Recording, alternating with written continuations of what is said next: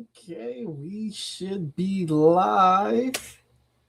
We should be live. It's been a long time since I done one of these. Let me know if you can hear me. Let me know if you can hear me.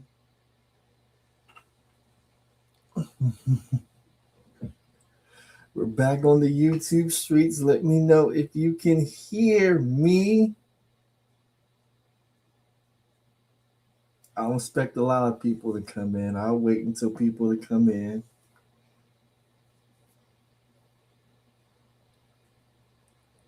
This is an off the cuff live stream. Been wanting to do these for a while, but I had to fall back in the cut because too many things is going on in this crazy world. Too many things is going on in this crazy world. We got Owen Supreme in the building. He says, "Let's go." He's somebody in here. Salute for stopping by. Salute for stopping by. People asking GMT, man, we are this close, we're this close from one of the many ultimate dreams, and unfortunately, when you go into the corporate world, you guys know what I do for a living. That you got to have a clean social media presence. I thought about deleting a couple of videos, I actually thought about deleting a couple of videos, but I left them up. I left them up. So where have I been? Where have I been? You guys know what I do for a living. In fact, I don't think I even took my stuff off yet. You guys know what I do for a living. So over this summer, I got to referee in this brand new professional women's league. So I've done that. And then next weekend and the week after, I'll be going to Baltimore, Chicago, trying out for the Division 1 level. So I have to keep a clean profile. Not for that, but for like the NBA and WNBA. They don't like their referees on social media talking about stuff. This is why you don't see NBA referees doing any interviews. This is why you don't see any NBA referees having their own podcast talking about calls and everything, because they do not want their officials on social media talking about nothing. You can't talk about nothing.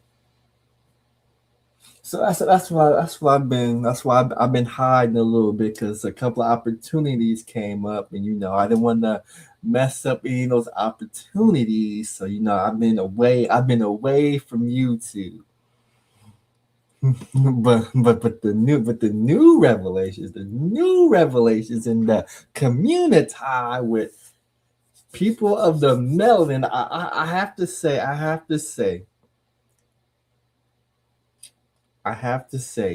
the summer. I've pinpointed it. I pinpointed when it happened. The summer of 2026, the community has lost all credibility.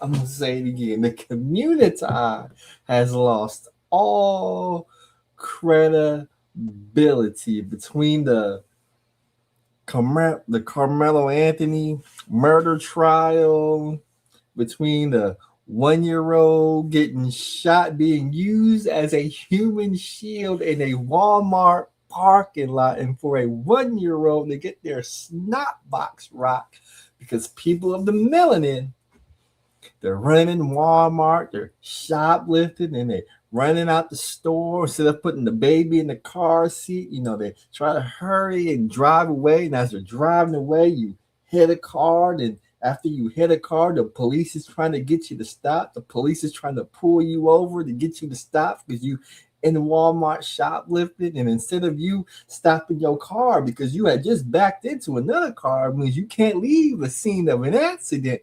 You're supposed to stop. What you gonna do is you're gonna drive toward the police because you're gonna leave them on a high-speed chase. So you drive in their direction. They fear for their life. They pull out the knife and they light up that front windshield. And I heard the woman say she held her baby up. Baby got shot. Now y'all protesting, y'all doing this, that, and the third. Then there's this Nolan Wells case, a boy who went to an island with white people, his white friends, as y'all call it, and somehow he didn't make it back home. And even though there's no evidence of foul play, there's no reason to suspect foul play. All you guys are suspecting foul play. Everything I heard about the situation is he didn't go back with his friends because he was with some girl, meaning he got boxelitis. That's why he didn't go back home.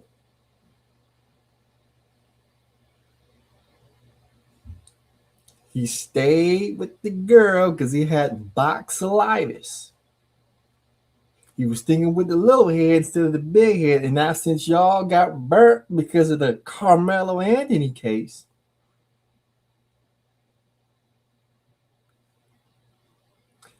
you knew, y'all Negroes know y'all took that L during the Carmelo Anthony case, because y'all told me the weapon that he stabbed Austin Metcalf with was a cleat sharpener. As it found out, it wasn't a cleat sharpener. So a lot of people in the community lost a lot of credibility. Then y'all was out in the courtroom, outside the courthouse, acting the fool. You all in white folk face, you jumping up and down, screaming how gangster you are and how you gonna do this and do that. Y'all lost a lot of credibility. Then Juneteenth came. They dropped the video on Juneteenth and we all watched the video. Carmelo Anthony wasn't jumped. They wasn't beating him up. Carmelo Anthony even said he put his hands on me. He didn't say they put their hands on me. He said he put his hands on me. So even Carmelo Anthony, on his own admission, said he didn't get jumped. But y'all was trying to say he got jumped by 4 or 5. The KKK was there. The KKK was trying to jump on him. That didn't happen. But you continued to cry racism. Then Juneteenth came, and Chicago Juneteenth, 30 people got shot. Y'all didn't march. And then July 4th came. A couple of more people got shot. There was all these teenage takeovers out there. Y'all was fighting the police, even though y'all claim the police is hunting you down and murdering y'all unjustly in the streets. July 4th came, you fighting the police, you acting the fool, you tearing up the cities that you live in. It has gotten so bad, I can't even pull out my cell phone and surf social media because the whole country is looking at people of the melanin. They making fun of y'all Negroes. They calling y'all Negroes delusional. They got all these racist memes out there. And the worst thing about it is this: I can't even combat it for y'all because all they gotta do is show the video of y'all in the streets acting the fool. That's all they gotta do. That's all they gotta do. They show videos of you acting the fool. Then they come at your talking points. They talk about how you lost credibility, and It's a real bad look. But before I get into any of that, hold on, let me see if I can find the video because we gotta check in on the old friend. We gotta check in on an old friend. Let me see. Let me see if it's still up. Let me see if it's still up because oh, it's still up. We gotta check in on an old friend because this old friend it's been 1 year. It's been 1 year, ladies and gentlemen, and things just haven't gotten any better for our old friend. So we got to check in on our old friend. Let me see if I can pull up my cell phone real quick, shine this little light of mine, plug in these headphones. Let me see if I could get a screen share going. Let me see if I could get a screen share going. We want to share the entire screen. We want to share the entire screen because we gotta talk about it. We gotta talk about an old friend. How this old friend became victim of the gynocracy. When you become a victim of the gynocracy, you lose everything. That's right. And when I say everything, you lose everything. So we're going to spend a good portion of this show talking about our old friend, the honest truth. That's right. We got to talk about our old friend, the honest truth, because things have went from bad to worse. Let me see if I can pull out the stream real quick. Let me see if I can see if I still remember how to do this right here. Let me see our old friend. You see it right there. My house. It says Nolan Wells live stream plus my house may get towed. So we're gonna go ahead. Talk about my house, which might get towed. I'm missing one. We're gonna go ahead. We're gonna back it up. We're gonna go ahead because our man, the honest truth, man. Winter is here. And when winter is here, you can't escape winter. This is a bad. It's been over a year, and our old friend, the honest truth, is still homeless. That's right. He's still living out of his car. He still hasn't turned his life around, and this is a sad situation right here.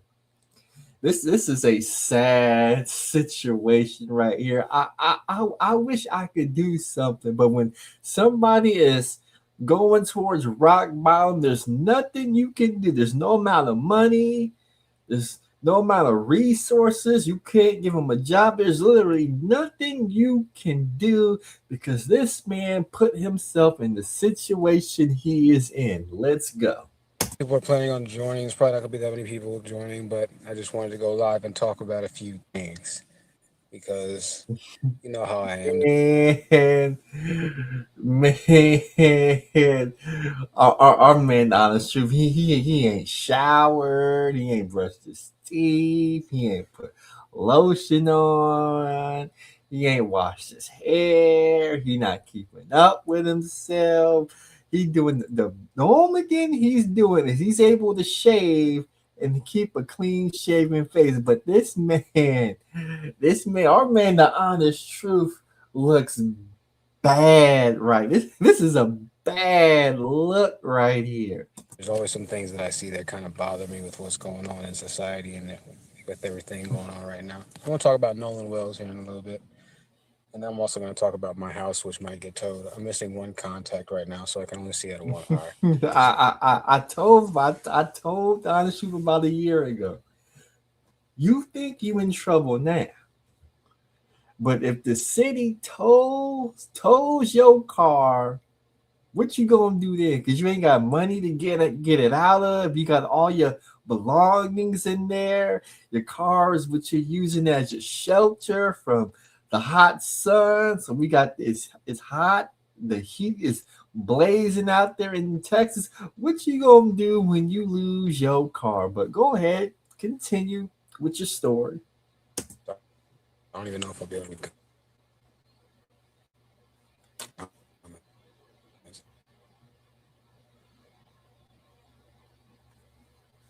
In their fucking minds, you know. Black people always look to point the finger at other races and other people whenever we see things happening. Everybody jumps on the fucking bandwagon and starts losing their fucking minds, you know, because of an instance like this, but they don't even really still understand the bigger picture or see like the bigger picture, right? And what happened to this Nolan Wells kid, you know, what happened in this situation is a travesty, right? It's sad and it shouldn't have happened. But it goes to what I've been saying forever now, and that is that you're going to start seeing more instances of other races of people who are fatigued, and you're going to start witnessing and seeing the cultural changes and shifts in America. And it's good that, you know, all races, and I see white people speaking up about it and against it and everything too. But even with my situation, you know, with everything that I got, you know, going on in my life right now, it's like you as a black person, especially as a black man, you have to fight against everybody, all races of people, including your own people, you know, and that's the more important part of this Nolan Wells situation that people talk about or like really take into account, and that's the fight and just everything that you have to fight against. Me, I have to fight against a black baby mom. I have to fight against my black parents. I have to fight against other black niggas. Even like right now, the title of my video, "My House Might Get Towed," it's because the store manager where I'm parked and where I sleep to kick me off of the lot. So the reason why my car might get towed isn't because of a white man. It's because of another nigga. Stop. You know what I mean? Time out. Every single instance and problem that I have. Time out. You see how these Negroes trick themselves out of their position. Our man Owen Supreme says he was king simp until he got someone pregnant, then was exposed. You see, he want to blame ninjas for his situation, but he chose his baby mama. He chose her. When he was on YouTube at the top of his game, King Simp had black women eating at the palm of his hands. He chose, out of all the women he could have chose from, he chose his baby mama. He moved his baby mama in. He went in the bedroom with his baby mama. He took his clothes off. He took her clothes off. He pulled out his little woodpecker. He didn't put a condom on. He went in that punani raw. And it was time for him to climax. Instead of pulling out, he let it stay in and he got that girl pregnant. He chose his baby mama. Then he chose the DoorDash.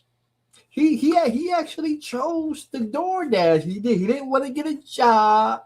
He didn't want to get a degree. He didn't want to do any of that. He chose to DoorDash, knowing that DoorDash owned at the very best is paying $30 an hour. But you're going to put miles on your car. Your car going to break. And when your car break down because you're driving your car a lot, you're going to have to fix your car. So he chose to deal with DoorDash. He made every decisions he made for the past 35 years has him right now living in a car in a Walmart parking lot. Now he in that Walmart parking lot, and management, a black manager at that Walmart, is threatening to have his car towed. Now, his car, according to him, has been broken for a number of months. With all that time has passed, this man has yet to get on the internet, see how to fix his car. What's wrong with this car? He says his cars need tires. There's something wrong with the suspension. It's probably a real easy fix. Instead of getting on YouTube and watching a how-to video, you can literally type in the make, model of your car and how to fix whatever's problems is with it. And somebody has made a video from A to Z how to fix that car. This man will not fix that car. He would rather come on to YouTube and talk about black topics.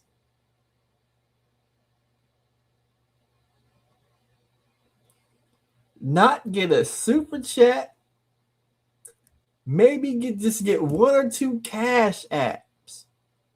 He would rather do that instead of fixing his car so his car won't get towed. But he's blaming all the black people.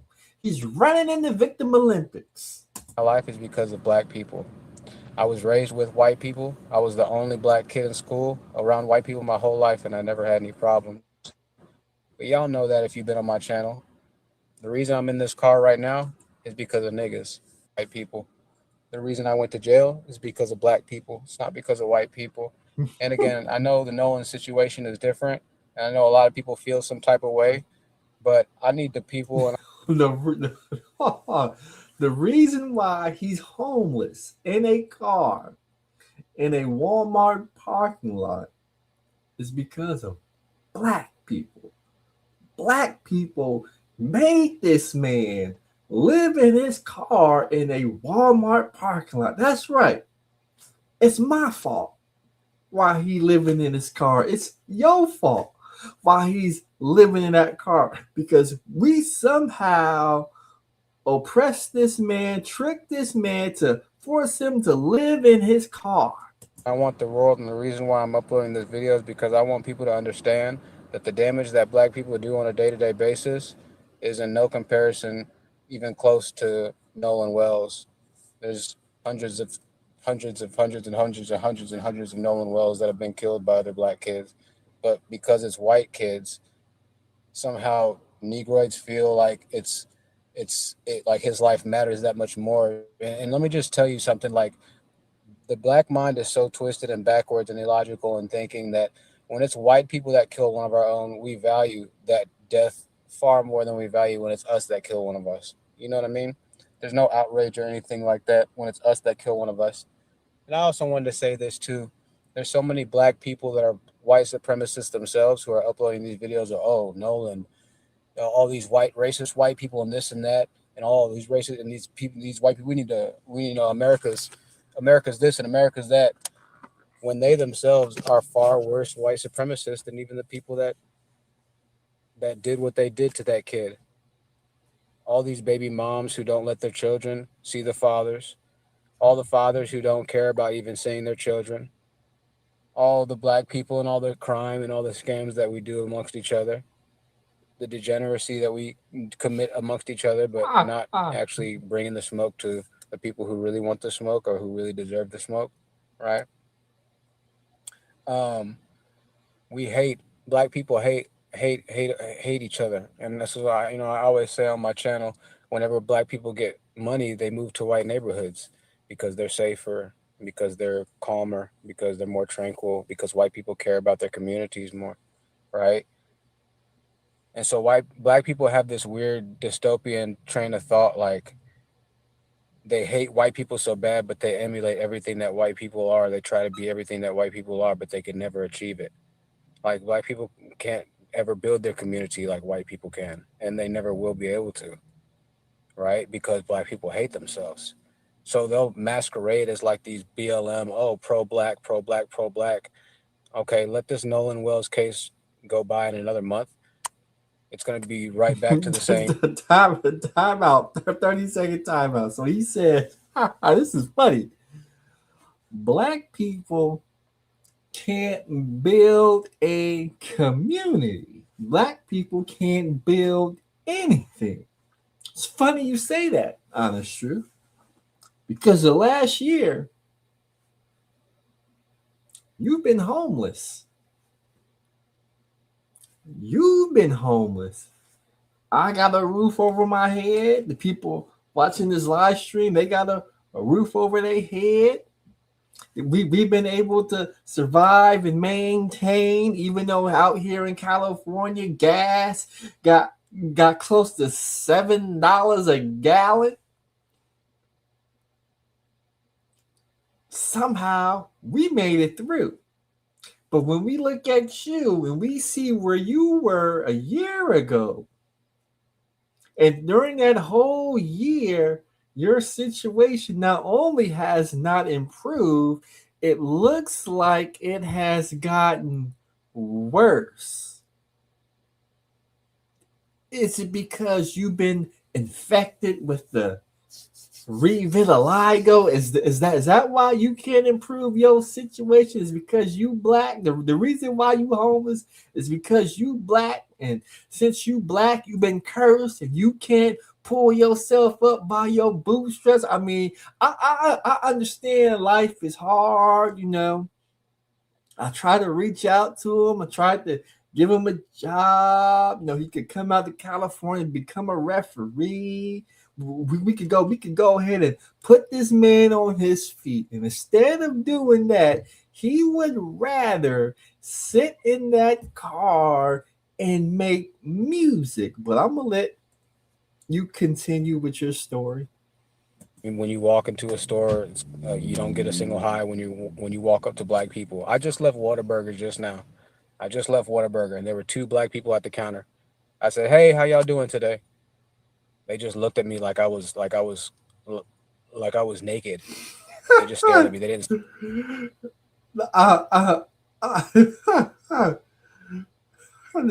Jonathan, you went into a company.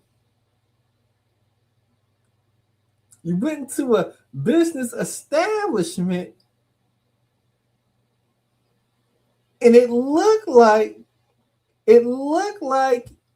you ain't washed or bathed in a couple of days. I just gotta be honest. It looked like, not only does it not look like you ain't washed and bathed in a couple of days, you've been homeless the last year.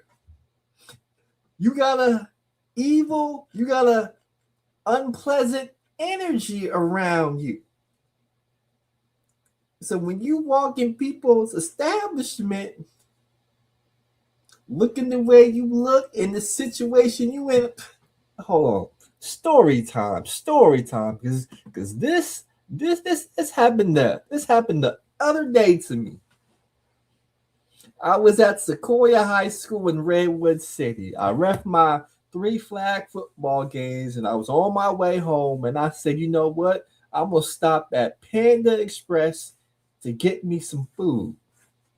I pull up to Panda Express. I walk in Panda Express to get in line so I can order my food. Guess what I saw? I saw a homeless black woman standing in line at a Panda Express. GMT, how did you know she was homeless? She was wearing a white shirt that was 4 or 5 days ain't been washed. It wasn't the dirtiest of white shirt, but you could tell she's been wearing that white shirt for at least 3 days. Her pants was ripped up. She was standing in line. She didn't have no shoes, no flip-flops, no Crocs, or any shoes on her feet. She had socks with holes in them. And apparently she's been walking so long with no shoes on her feet that the socks is ripped at the bottom and you can see the bottom of her feet. And she smelled like she ain't washed or bathed at least 2 weeks. At least 3 weeks if I had to bet. So I'm behind it. I'm like, oh man, this is gonna be bad right here. This is gonna be bad right here, man. This woman is in bad shape. Now, if she was to wash and clean herself up, she would actually look pretty good. And a lot of you ninjas, if she had a YouTube channel, a lot of you ninjas would sit for her. That's how good she looked. But she ain't washed. Her hair was unkept. So the people was ordering in front of her. She knows she ain't got no money to be buying food at a Panda Express. So she steps aside and she says, I can go. So as I walk in front of her, guess what she asks me? Excuse me, sir. Can you possibly buy me, just a small little side of something so I can eat? Now I'm like, damn, they got me. I don't want to buy this woman nothing to eat because gas is close to $7. The cost of living is getting so high. I really need my money. I'm flying to Baltimore and Chicago. These plane tickets is expensive. I really ain't got it like that. But your boy GMT, he got a big heart. So I said, you know what? Okay, I'll buy you something to eat. So I ordered my food. She ordered her food. This, that, and the third. She got a side. And then when we got to the front to pay, after she ordered her fried rice and walnut shrimp, she gonna ask, can you buy me an egg roll too, please, sir? And she was so kind, so nice. You see, whenever you B-dubs, whenever you ninjas want something from somebody, y'all be so nice and so kind. So I said, go ahead, get you an egg roll. She get the egg roll. Then she gonna turn. Can you get me something to drink too? I'm so thirsty. I would really appreciate if you buy me something to drink too. Go ahead, get your punk ass something to drink. So I ordered the food, paid for the food. I'm making my drink, whatever. I'm thinking I'm about to go. And then she gonna ask me, are you staying? Are you leaving? You want to eat together? I'm saying I'm parked outside. You could meet me out there. So we go outside to my car. And we're eating outside my car. As we're eating the food, this girl is homeless, and she's homeless for a reason. She's homeless because she's on that stuff. She's on that fentanyl. So we eating the food, and then out of the blue, she started making all these weird noises. So I asked her, "Are you okay?" And she says something to the tune of, I'm just trying to cry. I'm going through a lot of stuff. I said, okay. So we're eating our food, whatnot. I'm trying to get out the situation, but whenever these homeless people get you, they get you. So then this homeless girl, then this homeless girl is going to ask me, can I go with her to the smoke shop to go buy some cigarettes? That's right, to go buy some cigarettes because she needs some cigarettes. But before she asked me if I could go buy some cigarettes, she gonna ask me, do I want to get high with her? That's right. She gonna ask me, do I want to get high with her? I said, no, ma'am. I don't do any drugs. So she asked me, do I want to go to the smoke shop to buy some cigarettes? The smoke shop is across the street. Hold on, let me see if I can pull up the map because we actually went on a little adventure. That's right, we actually went on a little adventure.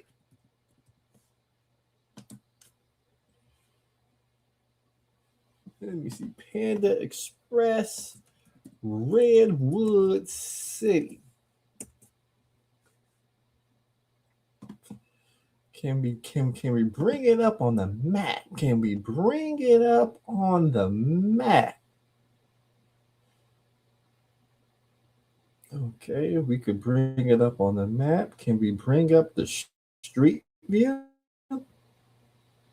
Can we bring up the street view? That would be even better. There we go. There we go. That's what I'm talking about. That's what I'm talking about. Let me see if I can pull up the street view. So this is the Panda Express we went to. I parked either in this parking spot or in this parking spot right here. She want to go to the smoke shop. She says the smoke shop is across the street over here. I really don't want to go to the smoke shop because I already know what's going to happen. I'm just trying to get home, but I got a big heart. I can't say no. All right, let's go ahead and go to the smoke shop so we can buy your punk ass some cigarettes. So we start walking along through here to the smoke shop. This is the smoke shop right there across the street. So we're standing right here to cross the street. You can see the stadium lights right there. That's the high school that I did the flag football games at. So we're standing right here.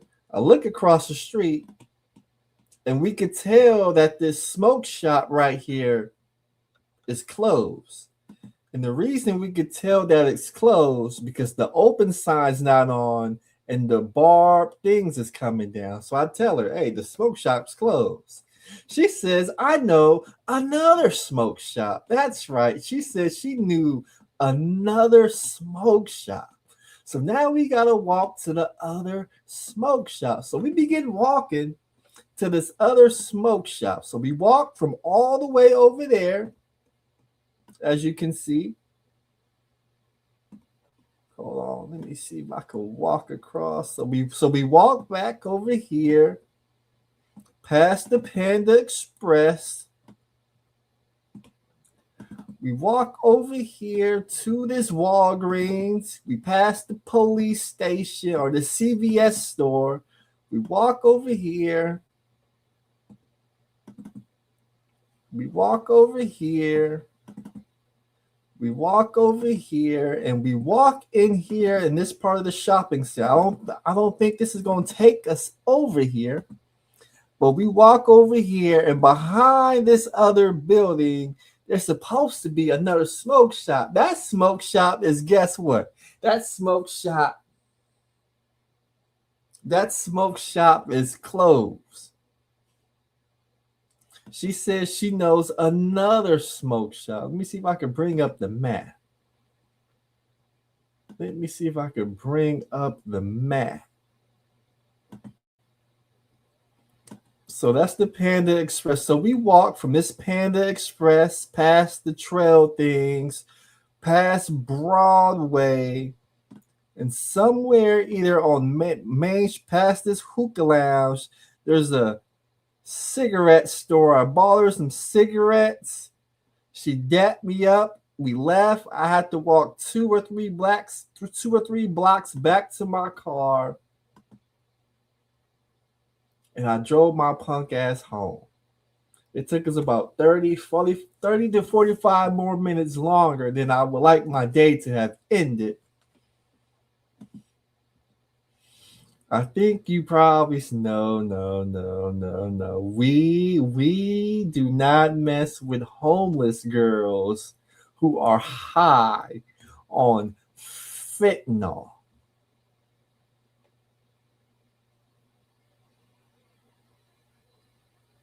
We don't mess with girls who are high on fentanyl that smell like they haven't bathed in 3 weeks.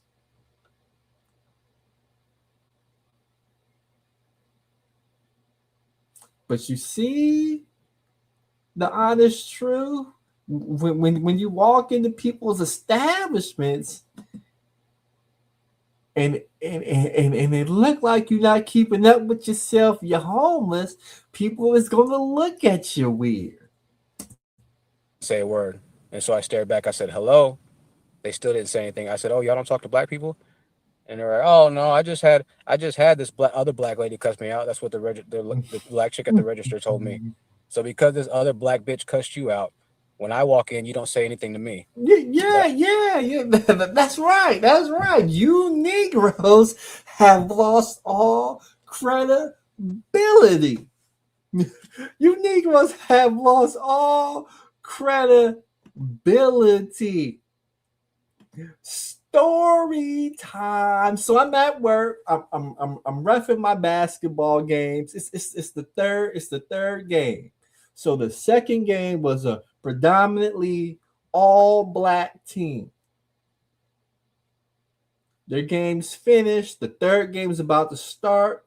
So we got 4 teams, 2 teams on both benches because the teams that played the previous game is gathering up their stuff so they can go. The third game starts. Negroes have lost so much credibility. Dude gets the ball while the game's going, dribbles the ball up the court. Instead of initiating offense and playing basketball, he turns around, looks at the group of black people as he's dribbling the ball and says, I'm going to watch you because I don't want you to steal my stuff. So I'm reffing the game. I turn around because I want to know, I want to see if these Negroes are stealing his stuff. I turn around. He got 3 of his own teammates on the bench by all of their stuff. They're standing up watching the game or is not going through their bag. So I'm like, I turned around expecting to see niggas going through somebody's bag. I turned around, ain't nobody going through nobody's bag. You know what happens when you accuse black people of stealing their stuff. You know what they say? Oh, because you black, we think we gonna steal. And the funny part, the dude that accused him of stealing stuff possibly was either black himself or was Dominican and black.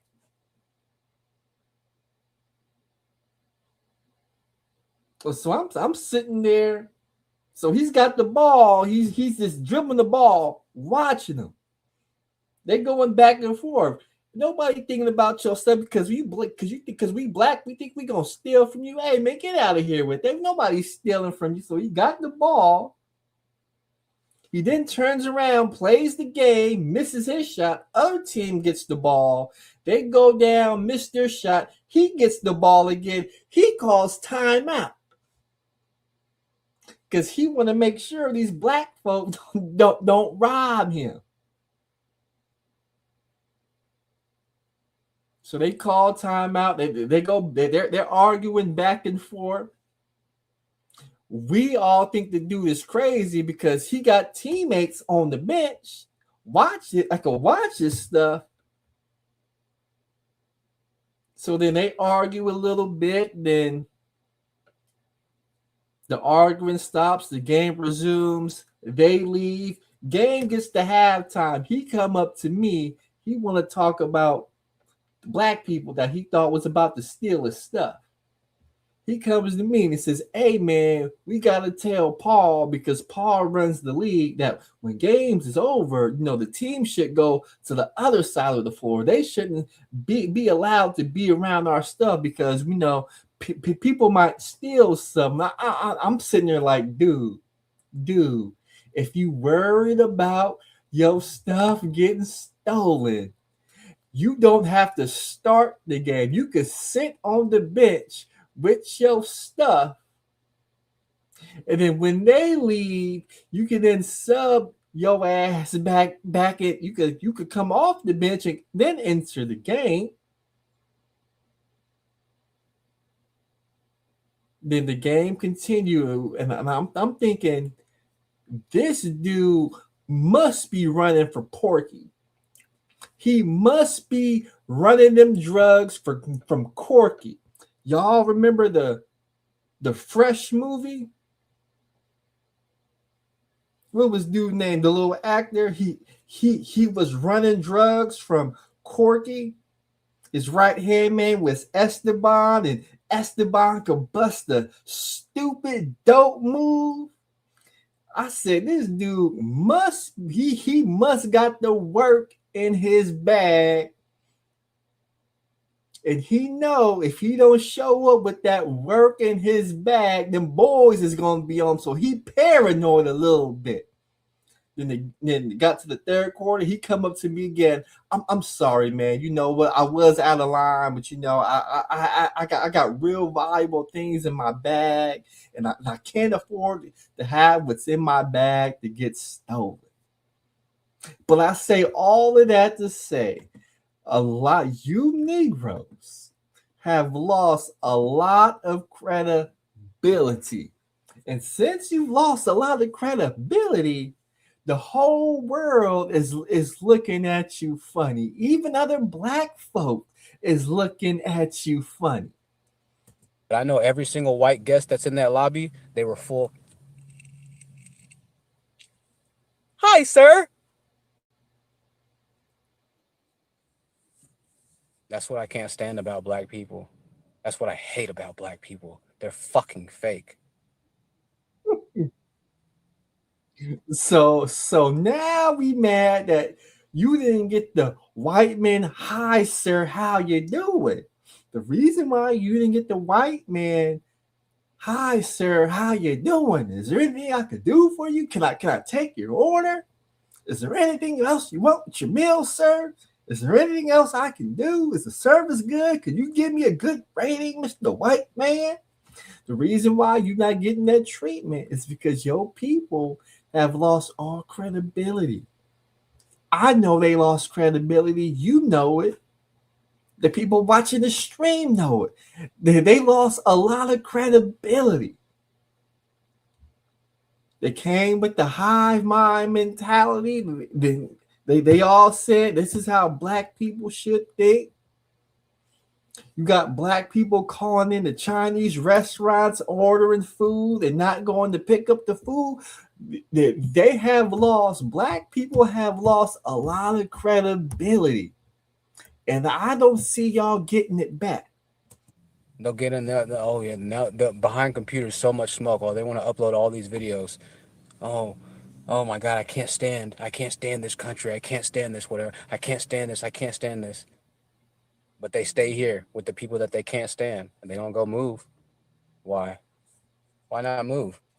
Because you can't stand the people in the countries where you could move to more than you can't stand the people that you claim that you can't stand so much.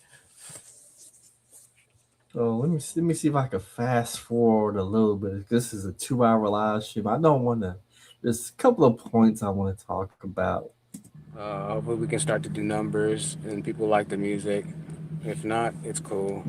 Okay, so this is the plan. So this is the plan. This is the plan. You homeless. You ain't got no money to your name. What you gonna do to get off your feet? What is the plan?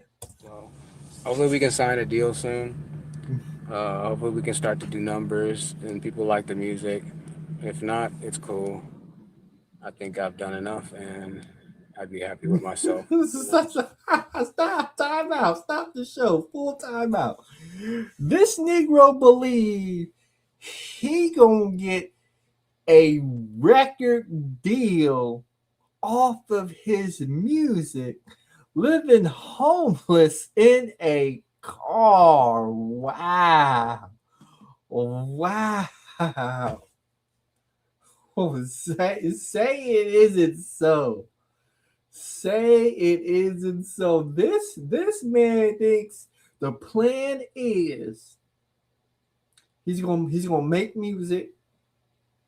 The music is gonna be so fire. He's gonna go viral off a couple of songs, and Sony Records, Ready Records, Bad Boy, Ruthless Records, Death Row Records,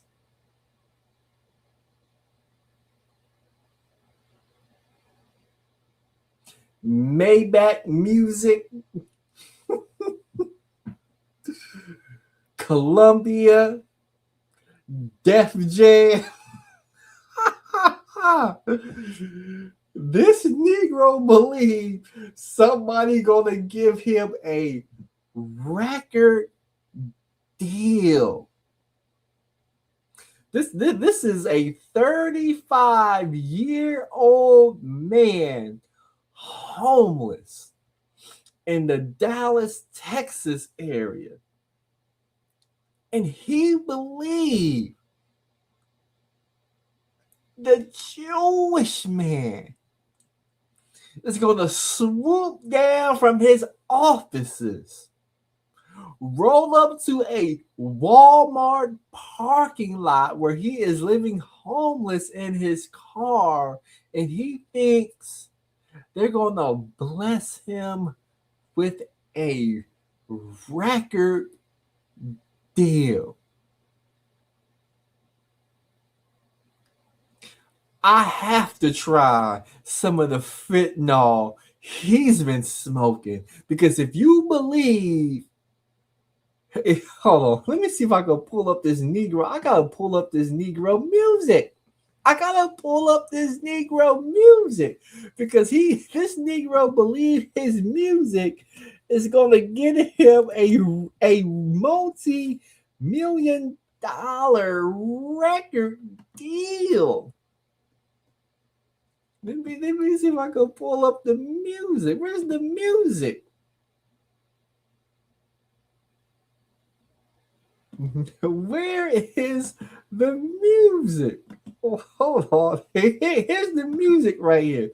This is the music right here. We got 2 songs. 46 views, 45 views, 40 views. This is the music that's supposed to. We got another one, 42. This is the music. His music barely gets. He can't even get 50 views off of his music, but he believes this music is gonna give him a record deal. Let's go. Because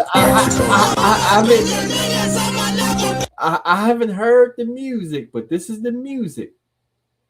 This is the music that's supposed to give him that record deal. Let's go.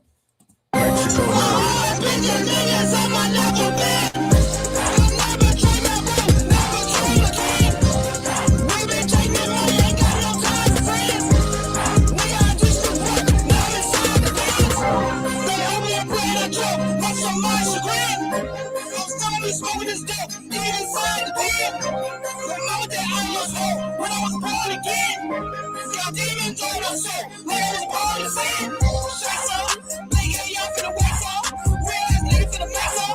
Got no chance for the tax on. Trap on out like Lego.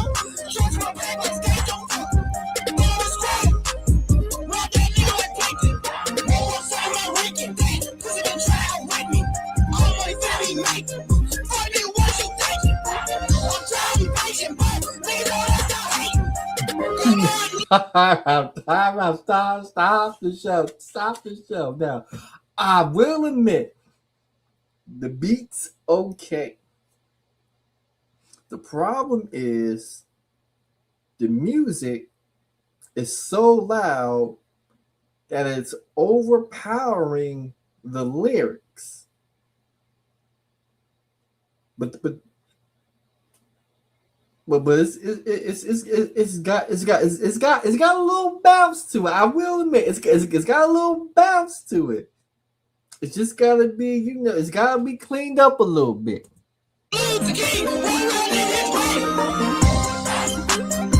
So that's that song right there. Let me see if I can click on another song. What do we got over here?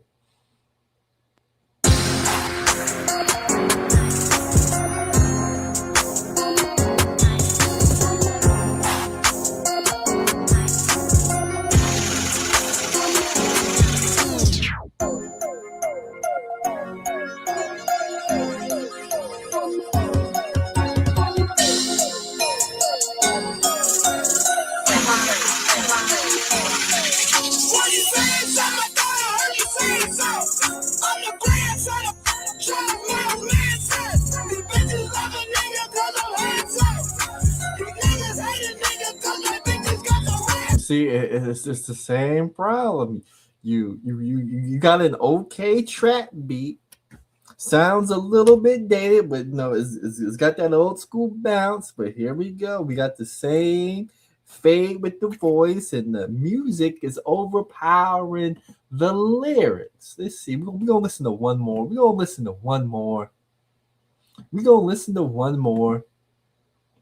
Fuck fame. It's THC. Take snake. Real nigga had to make it happen. 24/7 live action. 666 in my faction. Sit back, watch their reaction. Little bitch, niggas been hating for a minute though. I can't fuck with niggas, they some weirdos. Lot starting to get shaky, I don't fear it though. Gonna run me up the cute one like a hero. Bullets for the bullies, we don't fear it though. I don't have no chill, I can make it chill though. AK full in half, I can see them though. Snakes in the grass, I got steel toes. A lot of long nights with my tears. A lot of long. It's not bad. It's not terrible. It's just, for somebody who's supposed to be grinding, for somebody who's supposed to be about their music, if you can't drop a legitimate music video with your music, because this man's been homeless. He's been homeless. He's been homeless for a whole year, and he ain't dropped no music video. He ain't filmed his own music video.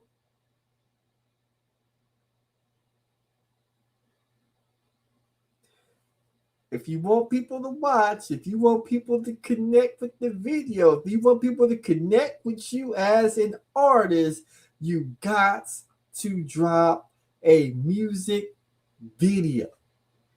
If you serious about the music, you got to drop a music video.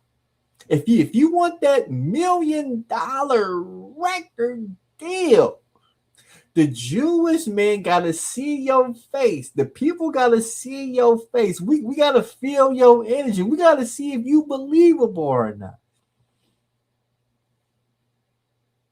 But from what I'm seeing, this is not it. This is not it. To all my haters, my baby mama, You know, to all my family, all the people that want me dead. You know, you might have your wish soon enough. So we'll see. We'll see how things go for me. I hope they keep going. I hope they do a little bit of something, but you never know. You never know. I think the music should take off. I feel pretty confident about it. I feel pretty confident about it. But I don't have any plan Bs at this point, you know, because all of my plan A's fail. So I don't have any plan Bs or C's or D's. So, Pretty much we're just at. so outside of the music, there's no other plans for this man to get on his feet and to fight homelessness. He's gonna make music. He's gonna make song after song, trap beat after trap beat, bar after bar, and he really believes his music is going to save him from this bad predicament that he's in, which is crazy. At the wall Which is crazy. right now. We're at the wall, you know, and we need something to happen. So, you know, if it doesn't, then we gave it our best shot in life. You know, we gave it our best shot, but life won, you know. So hopefully they don't tow my house. I would have tried to bribe them or pay them, but, you know, I ain't got no money to pay them or anything. So, you know, we're gonna see. You know, I think it's tough because like no matter where I go, I'm never able to just be comfortable. You know, I think that's another thing that bothers me a lot. No matter where I go, I'm never comfortable. You know, I never really have a home. You know, I'll be 36 in March. You know, and I still am never able to have like a home where I can just be comfortable for longer than a year at a time. You know. I've never had an apartment where I could pay consistently for a year at a time. You know, I know a lot of people are homeless and everything right now, and a lot of people have it worse than me. I know there's a lot of kids that are on the street, man. You know, so like, what the fuck can I really complain about? You know, truly, there's kids going through this right now. So, you know, I think that you know, for me, just for me though, I've been going through it for so long that I think it's like, okay, well now that a lot of other people are going through it, other people are seeing like, oh wow, it's you know, when it gets bad, right? A lot of people didn't ever think they'd be homeless, and when they realized that they would have to be for a while, they were like, oh well, now I understand, you know. But for me, I've been understanding and I've been understood, you know, for a long time just how difficult it is, and now in today's day and age, it's even more difficult, you know. So I always said, and I always thought, like honestly, to be a artist or to be, you know, like a creative for a career path, you have to be willing to die for it, you know. And I am, you know, I am at the end of the day 100%. You know, that's why I'm, you know, that's why I've been here and for the past year and a half in the car, you know, in the parking lot. You know, that's why I've been doing everything that I've been doing. I have been willing to die for it, and you know, I'm getting closer. You know, getting skinnier, losing a lot of things. You know, you know, and down to the very last. You know, and so I think that, you know, for me, it's like, okay, you really, you know, I can be honest with myself and be like, okay, you know, Jonathan, you really did give everything. You know, you gave everything for the game, everything for the art. You know, you just you couldn't make it. And sometimes sometimes your greatness just won't be respected until you're gone. That's just the way it is, right? You hope that it is, but sometimes it just won't be respected until you're gone. And that's cool too. You know, at the end of the day, in 100 years, none of this really matters anyways. All of our names will kind of be forgotten. So it's serious, but I guess it's not so serious. Really. You know, so but we're gonna give it our best shot. I'd like to still do a show, you know, try and do a show. That seems like it's damn near impossible, you he know, right said now. But he said he want to travel. He want to he want to travel and do a show. Explain to me how a homeless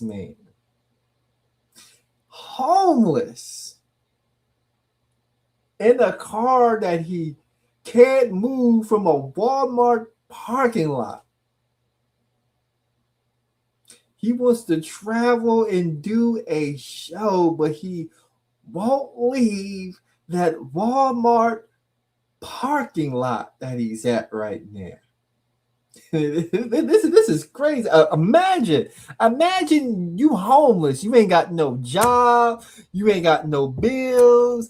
You ain't got no responsibilities. You can literally go anywhere in the world, but you would rather sit in a car in a Walmart parking lot talking about I wish I could travel and do shows. That would be dope if I could travel and do shows, but I got this house, I gotta pay these bills, I got a kid to take care of. I really can't, travel and do shows because I'm tied down by so many things. This man's being tied down by nothing. He could literally walk from that Walmart parking lot, travel, and do a show. He could literally become a street performer. He could literally walk his behind to downtown Dallas, buy him a boombox, and perform all of the songs that he's made, vlog it, post it. But he would rather sit in that Walmart parking lot. This is this. The more I listen to this live stream, the more disgusted I felt. But I like to try and do a show. I thought about trying to, just move out of the country or just, selling the car and just moving out of the country for a while, but I don't have any documents. So if I sold the car, I'd have to, figure out, I have to get the documents and stuff first, but I don't have any kind of way. It's having the peanut butter without the jelly. It's having the milk without the cereal, or the cereal without the milk. You mean he can't go to a government agency and claim hardship and get documents? It's been one whole year. You still haven't got you an ID, driver's license. Wait a minute, Mr. Wilson. Wait a minute, Mr. Wilson. What you gonna do when the police roll up on you and they ask you for some ID? You gonna shrug and say, I don't have any documents. I'm homeless. It's been a whole year. You still haven't gotten documents. The Oreos without the milk, whatever it is, it's kind of always how it is for me. So I was like, okay, I could just go live in Mexico for a while, but I had to get a passport. And in order to get the passport, you have to have all your documents. And I was like, I can't even leave the fucking country right now, or else I wouldn't be able to get back in. So I was like, damn, I can't go anywhere cheaper, I can't go live somewhere cheaper unless I had a place to live here. I was like, fuck. And that's why I talk about like my broke versus like a lot of these niggas who rap and claim that they're broke and shit, but they have a roof over their heads. They got, a random assortment of hood rats that are willing to take care of them at the drop of a dime. They're not really broke. They're not really in the streets. You know what I mean? I should have parked there. I don't know why I didn't park right there. Oh, well, it's too late now. There's a spot with shade beside me. I should have parked there, but I didn't park right there. My shade spot was taken, but I don't get Wi-Fi at that spot, so there's really no point. I got one person watching, 7 likes. One person watching, 7 likes. Shout out to my baby mama watching right now. Oh, somebody else just joined. Shout out to my baby mama and whoever else just joined. Imagine. You trying to fundraise some money. You trying to you think you could come on YouTube and go live and out of your 7,000 subscribers, you will at least think 10%, if not 10%, or 1% will show up. But instead, only one person is watching your live. And instead of doing something more constructive, you sitting in a car on a live stream talking to yourself basically. Wow. Wow. The choices we make. Was talking about Nolan Wells earlier. I'll cover it a bit more. You know, just how hypocritical black people are. How a lot of black people are white supremacists themselves. Let's go ahead and fast forward. But everything's already at rock bottom. So it's like, okay, you know, either the universe is getting ready to make it big and a essence for how I was or how I am as a man. And it's just the reality of the situation. I thought it was so ironic that out of everybody that's messaged me back for a product placement, the one product placement is something that would help her. Makes my life difficult. It fights to make my life difficult and uncomfortable. You know, and so whether it's through people, whether it's through, finances, whether it's through, incidences like a car accident, right?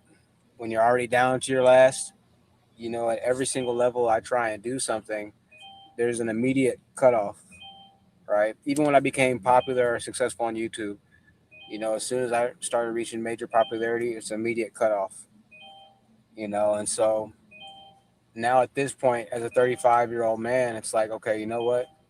When I start to see that the cutoff's coming, I just stop. I'm like, okay, I'm not going to even try anymore.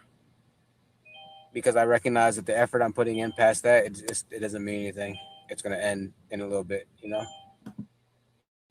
My family's old birthday and graduation card, that's going on, that they really know how to live life, and they don't, Don't sign I would sign that shit right now, bro. Put me in a 360 deal right now. Always a thing, yeah, just day by day right now, day by day, hoping that, a music label hits me up in the emails at thehonesttruthyt@gmail.com. I would sign a $10,000 deal right now. I would sign 49% of my publishing away right now for $10,000. I would sign it away right now for $1,000. Straight up. I would sign half of my publishing away right now for $1,000. Well, 49%, so I don't ever get kicked out of my own music. Also, I would sign it for $1,000 right now. People are like, don't sign. I would sign that shit right now, bro. Put me in a 360 deal right now. He said,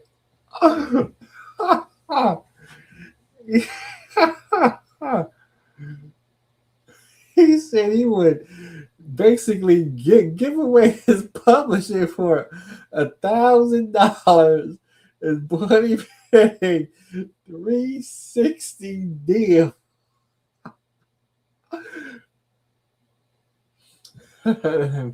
That's how dim, that's how bleak his situation is. I have no fucking issues. Put me in a deal. Put me in the game, coach. No issues. That's how I know.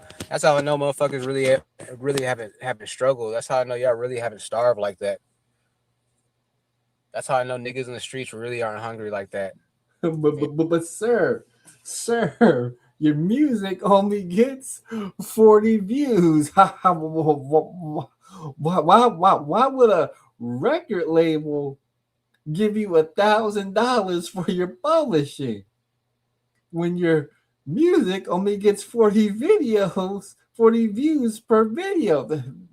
That's like 10 cents, sir. The math ain't mathing to even put you in a 360 deal. And you really think Ready Records, Def Jam is gonna send you an email?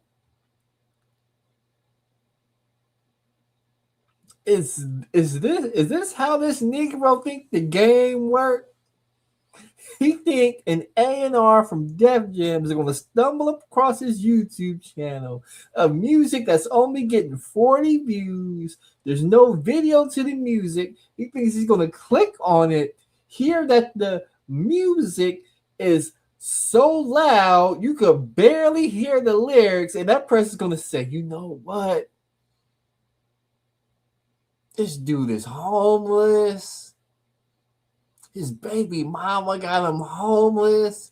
We got to give this nigga a 360 deal for $50,000. I mean, ninjas is so far gone. You know, for you to be trying to tell people not to sign a deal when their life is completely in shambles, you must have not really starved. You haven't gone 3 days in a row without eating. Because there's no way you could ever give advice. There's no way you could ever give me advice like that when you've done some of the things that I've had to do to survive. A lot of niggas don't even know the definition of being broke.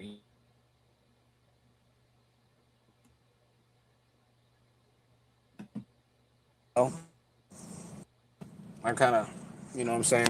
When you start looking homeless, like those start to go away.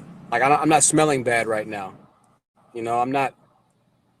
My clothes, because I have so many clothes, you know, I'm able to put on decent clothes. But if my car gets towed, you know, all these clothes that I have right now disappear. All of a sudden, I'm wearing 3 outfits a week again, and going back to being smelly because you sweat 24/7. You know, it's just like when you can't maintain even the most basic level of life, you know, it's demoralizing. You know, it's demoralizing, and you can only do it for so long. You know, I've been homeless on and off for the past 10 years, man. Situation after situation after situation after situation, and I don't see an end to it.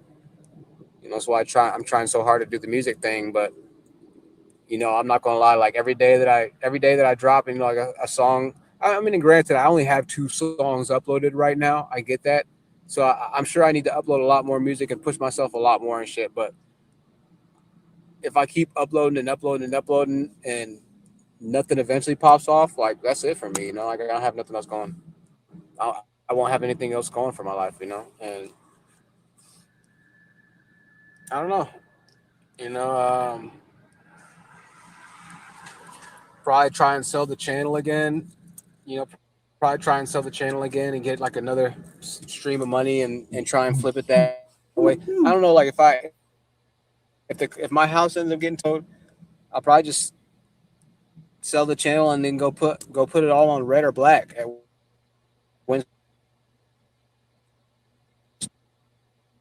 I'm trying to make $1 million with nothing.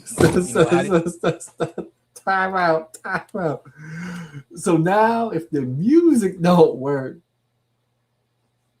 our next idea is we're gonna sell the channel. We're gonna we're all of this right here. We're gonna sell all this channel right here. Oh, let me see if we can look at some of the videos. Let's go with the most popular. So his most popular video appears to be a video game. Look at this right here. His most popular video only has 8,900 views. Wow. Say it ain't so. Say it ain't so. His most popular live stream. Let me see if we can find his most popular live stream. 41,000 views. So he's gotta find somebody who's gonna be willing to buy this channel with all of this content. Not many people will. Not many people will. And then if they do buy the channel, more than likely they're going to delete or take down this content and just upload other content with the hopes of getting paid. But he's got to find a buyer. I don't think you'll be able to find a buyer. How do you do that? So, and with the way and with everything fighting against me, but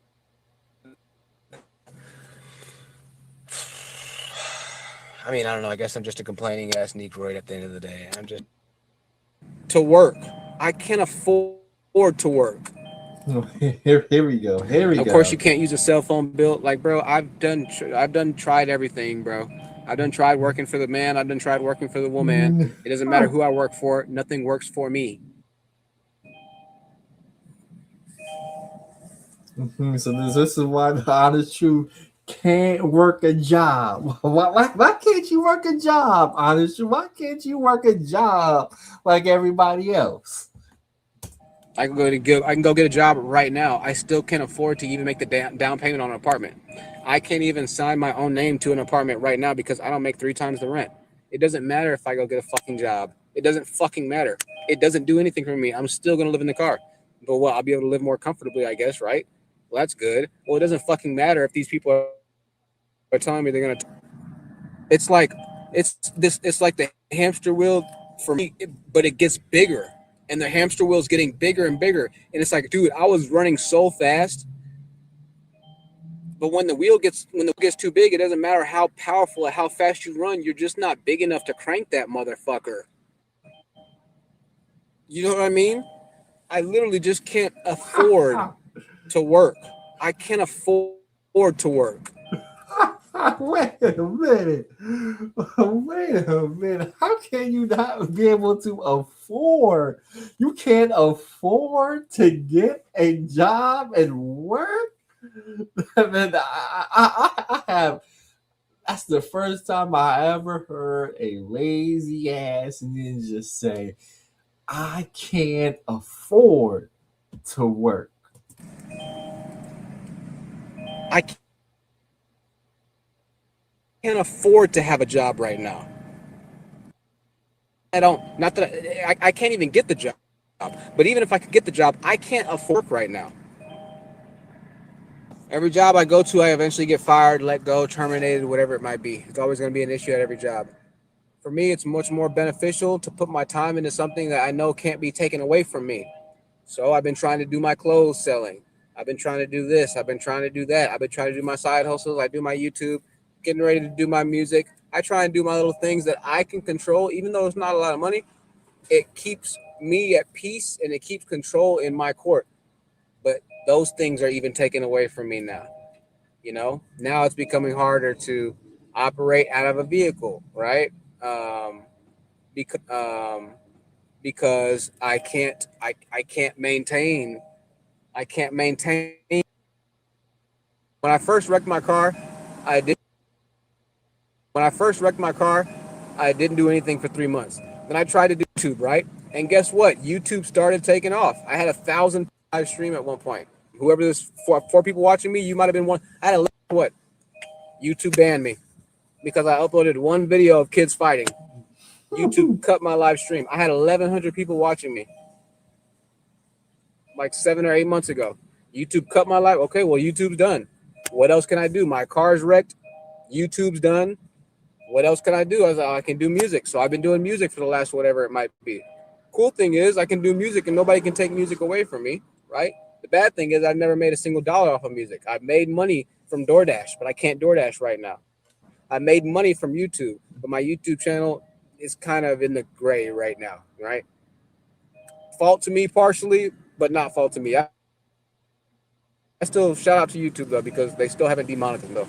I could be demonetized and really up shit's creek, right?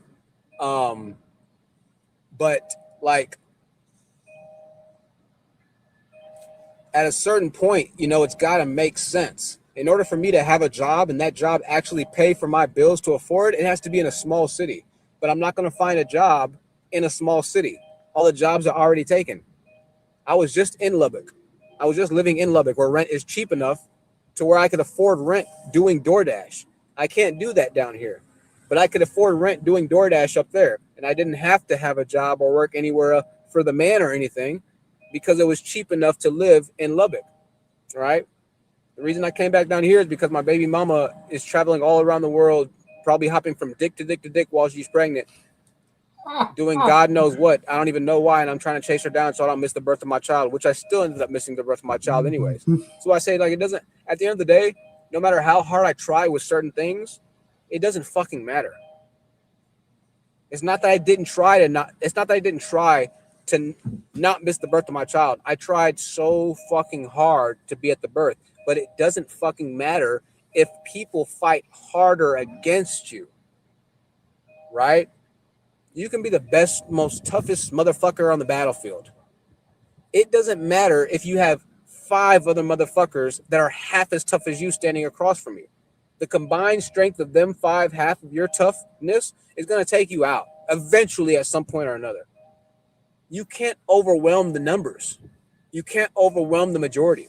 And this is why a lot of people end up giving up, because they realize, like, oh, wow, the majority rule, the government rule in this country, right, has set it up to where once you get to a certain level, unfortunately, it becomes very, very difficult if you don't have family, if you don't have resources, or if you don't have luck. Now, it's a wonderful country and there's tons of opportunity. But with this opportunity comes a severe cost. And the cost can be a lot deeper than understood.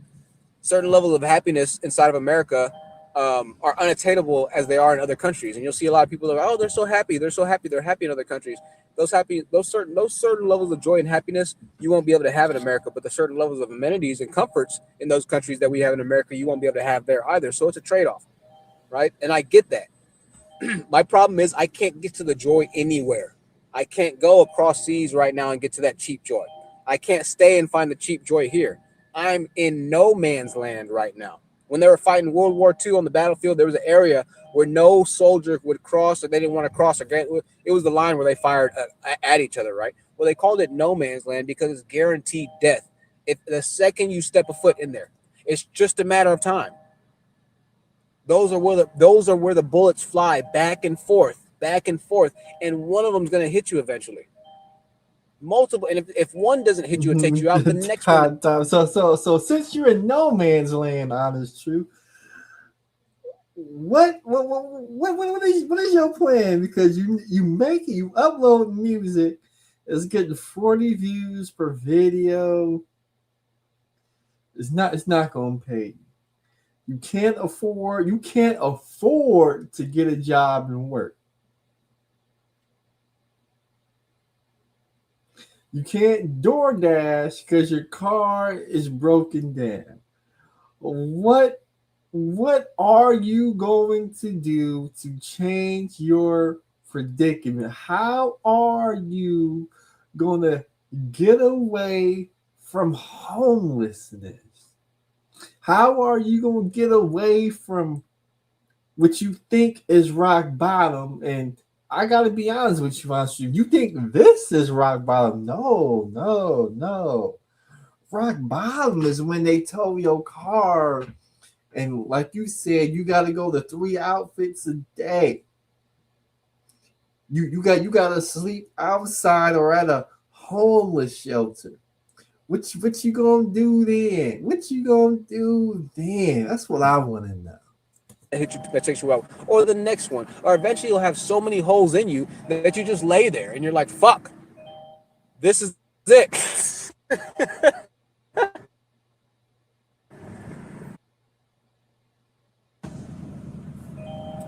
Longer can I did that on purpose, but no, seriously though, so I get that. Yeah, working for the man and doing this and doing that working for the man didn't do anything for me either. It didn't do anything for me either. The man doesn't work for me. The man does not work for me. I had this this black dude walk up to me the other day. He was like, man, he was like, man, what do you do? Because, he could tell I was on the streets. He could tell I was homeless. And so he was like, what are you doing, man? He's like, what do you do? And I was like, you know, man, I do music, bro. He was like, that's what's up, bro. He was like, man, why don't you get a job at HD Supply? He had an HD Supply shirt on. I was like, that's what's up. I was like, man, it wouldn't make a difference, bro. He was like, man, it's changed my life, bro. As soon as he said that, I knew 100% that that's not the place that would ever be any benefit to me. Time out. So, hey, somebody of the melanin has seen him down on his luck and said, why would you get a job where I'm working at? It changed my life. It could possibly change yours. We just heard him say he's in no man's land, about to die. He has no plan B. Plan A's music, and the music ain't doing what it's supposed to do. Why not take the job and pull yourself up by some bootstraps that this black man is trying to give you? Why not go that route? If it changed his life, that means it wouldn't do anything for me. He was like, it changed my life. I make $2,500 a week. I was like, okay, bro. I was like, yeah, I'll sign up, bro. I'm not gonna even bother filling out an application. 2,500, 20. Like, did you see 25 every 2 weeks or something like that? 2,500 every 2 weeks. I'm not gonna even bother filling an application. You know how much bullshit? You know how much shit I would have to deal with for $2,500 a week. You know how much shit I dealt with for $600 every 2 weeks at these. Sorry, I got signal issues. You know, the truck is still blocking my Wi-Fi. But I was like, bro, if all that happened for you, none of that shit would ever happen for you. You know what happened for me? He was like, I'll put in a good word for you, bro. I'll put in a good word for you. You know what would happen? A black person is going to put in a good word for you, and he didn't even know. He just seen you on the streets going through tough times, and he was willing to help you out. Interesting. Happen if I ended up getting that job? I'd get the job. On day 4, I would clock in 30 seconds too late. I'd get a manager that pulls me into the office with a write-up saying, hey, man, I know you're new and everything. I apologize, but we have to write you up because you clocked in 30 seconds late. I'm going to start feeling inside like I know that my time with this company is getting ready to end before it even fucking started. You know what's going to happen about a week after that? Is they're going to look at the timesheets and they're going to say, "Hey man, you didn't clock in. You didn't clock in on time when you came back from your break. Even though I saw that you were here, you didn't clock in on time." So the manager, he already wrote you up one time because you technically weren't late, but you were late on your first week, and that's a 90-day probationary period technically. So like this could be your second write-up, and so we just want to like emphasize like the time clocks. Bro, you think I'm trying to hear any of that goddamn fucking bullshit at this point? You know how many times I've heard these fucking ridiculous conversations at these motherfucking jobs? Time out. You mean to tell me you got $1 at home who you claim to love, who you claim you want to be a father to, provide for, guide, and do all this stuff, and the only thing that's in between you and your daughter is you getting a job? And you told your audience the reason why you don't want to take a job is because you can't show up to your job on time consistently, and you can't clock in from your break on time consistently. You have any idea how ignorant you sound when you have a daughter dependent on you and you can't even show up to your job early. You can't even show up to a job early. You got everybody counting on you. You homeless. You ain't got a roof over your head. You ain't got no prospects, and all you gotta do is show up to a job early, on time. You can't show up on time. You could show up early.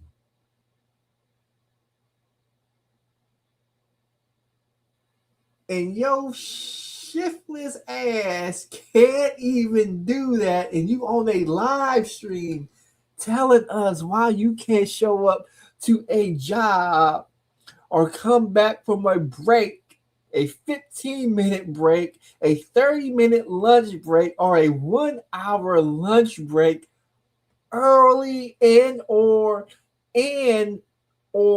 time. This is crazy to me. And I just want to pimp slap the living shit out of the motherfucker that's talking to me at that moment. I cannot take this shit anymore, fool. I cannot take that shit anymore, bro.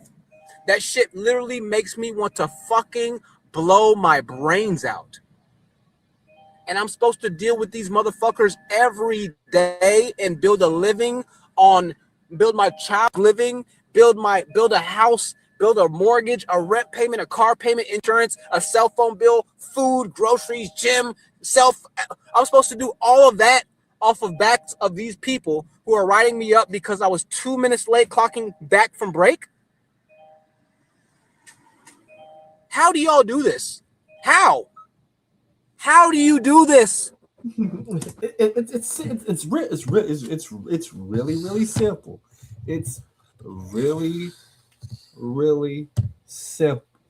I have a job. I'm a referee. I did my first professional game last month in June. The game was in Jacksonville.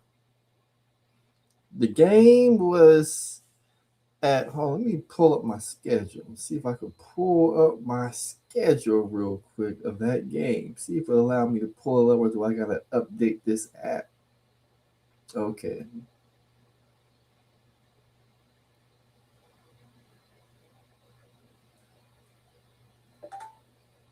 The game was at Vicester Arena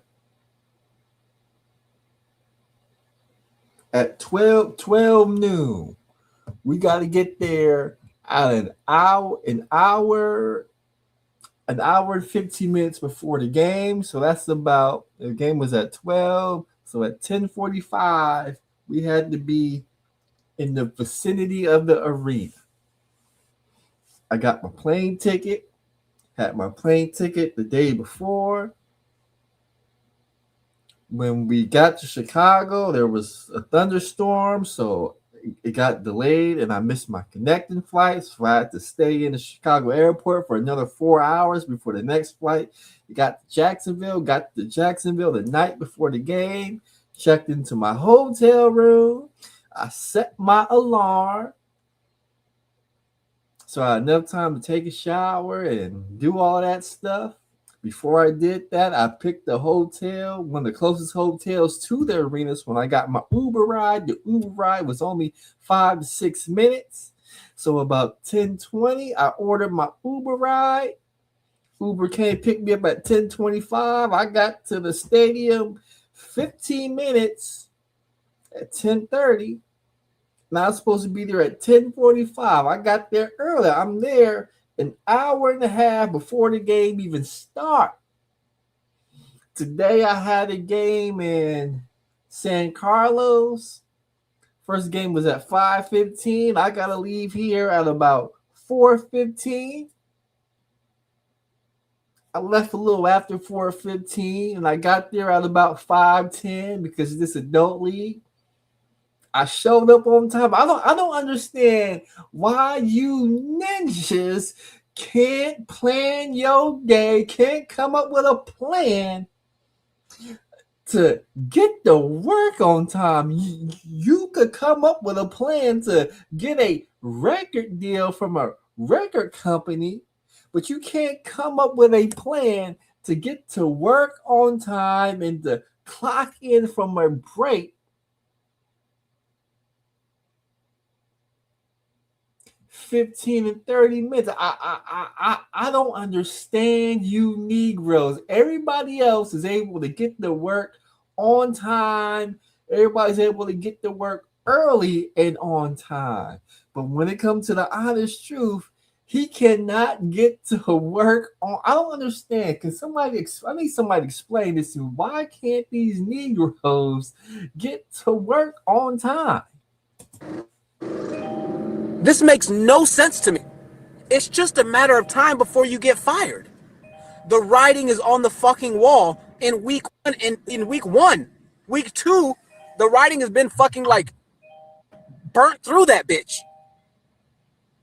But I'm supposed to just, let me just be better. Let me just make sure. So now I'm clocking in 5 minutes early. Now I'm getting to work 25 minutes early. Now I'm making sure that the boss can see me because hey Jim.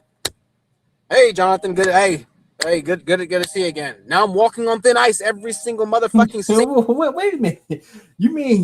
You mean you can't get to work 25 minutes early, even if it meant you would no longer be homeless and you could have a relationship with your daughter? If all you had to do was get to work 25 minutes early and clock in from your breaks on time, you won't be homeless and you can have a relationship and be involved with your daughter. Why can't this ninja do that? That makes no sense. Instead of him going to work 25 minutes early, he would rather be homeless in a Walmart parking lot, sleeping in a car that may get towed. This is amazing Negro logic right here. Single second of every single motherfucking single minute of every single motherfucking single hour of every single motherfucking day that I work at this bitch. Only for me to get fired 2 months later. Why? Because I had a car accident that day and I had to call in. Well, if you can't get here, nobody can cover you. Sorry. We're gonna have to terminate you. It's your This nigga got more excuses than a black single mother getting to work. He got all these excuses as to why he can't get a job. He can't afford to have a job. The job don't pay enough. He gonna get fired from the job. He can't show up early to the job. He can't show up on time from the job. He can't clock in from breaks on time from the job. He can't get along with the managers. He can't get along with co-workers. He got all these excuses as to why he can't get a job. He got more excuses than a black single mother. third write-up. Well, that 3 months, that's $5,000. Nothing changes. The hamster wheel was running until it got too big. Now you can't move the hamster wheel again. And what? I'm supposed to go find another fucking hamster wheel to do it all over again? Are you fucking kidding me? I'd rather die at this point. Literally.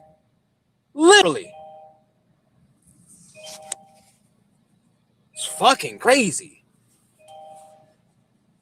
Dealing with these motherfuckers at every single job you go to. There's always somebody trying to write you up for something. Always.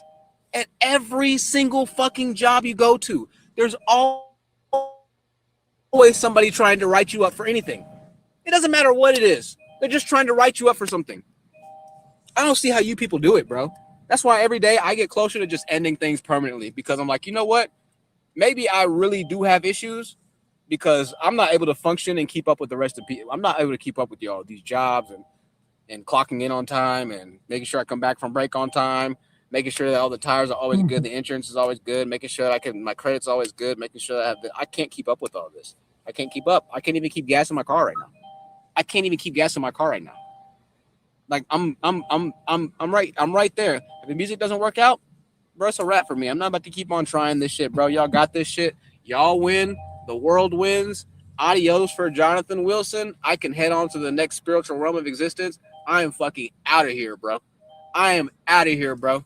Out of here. I'm not about to keep on trying to play these games and trying to so I can and bust my ass so I can dream of affording a goddamn apartment one day, bro. What the fuck are we talking about? I can't leave the country because I ain't got no documents. I can't work in the country because I ain't got no documents. I can't work in the country because I can't get no documents because I don't live anywhere in the country. Like, what the fuck are we talking about? This Negro can't do nothing. And that is the story. That is the story of our honest truth. But before we do that, we gotta talk about some crime. We gotta talk about crime. Let me see if we can find some crime. Let me see. There's one particular story I want to be able to see if I can find. Let me see if I can find this story. It wasn't from 2 years ago. It was from this week, 4th of July. Here we go. Here we go. Hold on. We got crime. We got to talk about crime. He's out of here, but not thinking about the child he made, and he blaming black people for as to why he's homeless, and he don't even want to show up to a job on time. When you go out for 15-minute breaks, this Negro want to take a 25-minute, 30-minute break and not get in trouble. Well, let's go to this crime. We gotta talk about crime. We gotta talk about crime. Hold on, let me take my headphones off. We gotta talk about crime. Let's go. Let's talk about crime. What kind of crime are people committing? 20-year-old Alexis Harthart of Benicia is in the hospital with life-threatening injuries. She was riding in a car that was doing donuts when she was flung from that car and run over twice. Friends say the driver who then sped off and left her there was her boyfriend. And it was all caught on video. KTVU's Amber Lee, live tonight No. Say it ain't so. Say it ain't so. I know you're not telling me. I know you're not. You had a sideshow in a car with your boyfriend. You get thrown from the car. Your boyfriend runs you over, takes off, and it's on video. No, run that back. Run that back by me one more time. 20-year-old Alexis Harthart of Benicia is in the hospital with life-threatening injuries. She was riding in a car that was doing donuts when she was flung from that car and run over twice. Friends say the driver who then sped off and left her there was her boyfriend. And it was all caught on video. KTVU's Amber Lee, live tonight in Vallejo with the story. Amber? Mike and Claudine, police are investigating this as a reckless driving and hit and run case. Now, a witness tells me that it started with a small group of people gathered in a parking lot to watch a drone show and fireworks. Then a few drivers started doing stunts. The images you're about to see may be disturbing to some.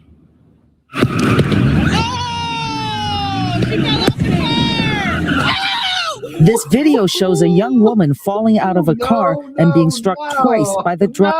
No. Let's go.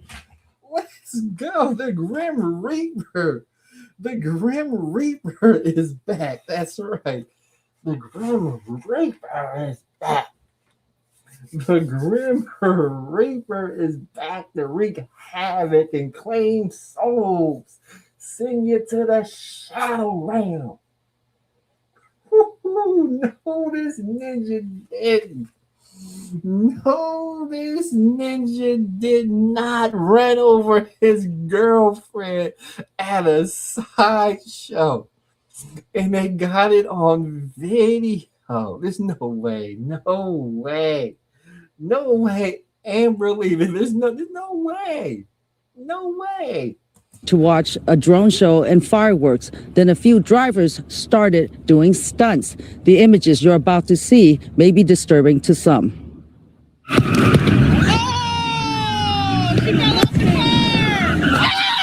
This video shows a young woman falling out of a car and being struck twice by the driver as he's performing a stunt. Got hit twice. He ran you over twice. He ran you over twice.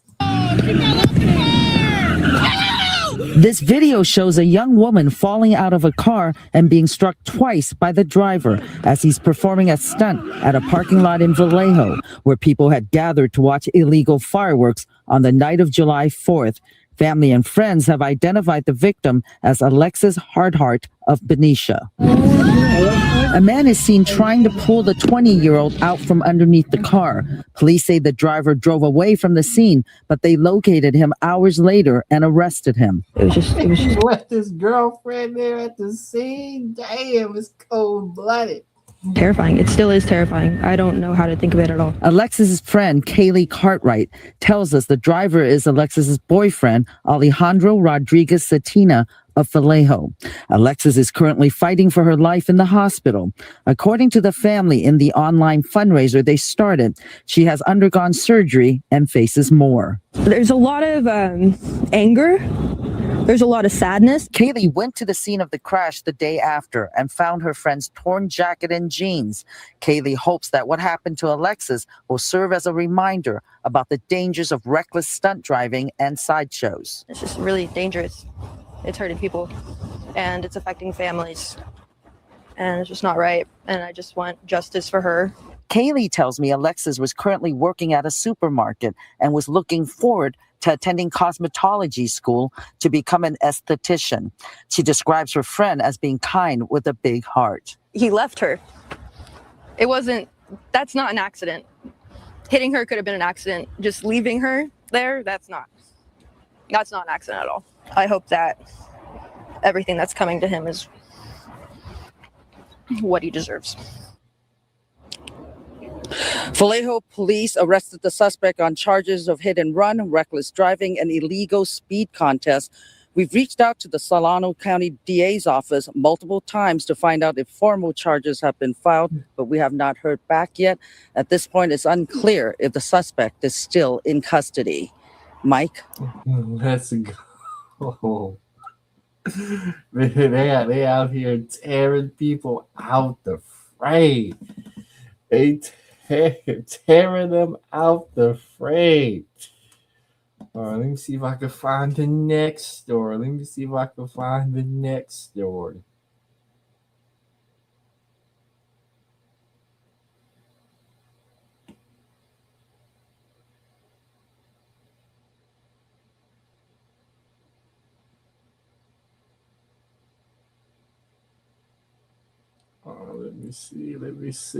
Where is it?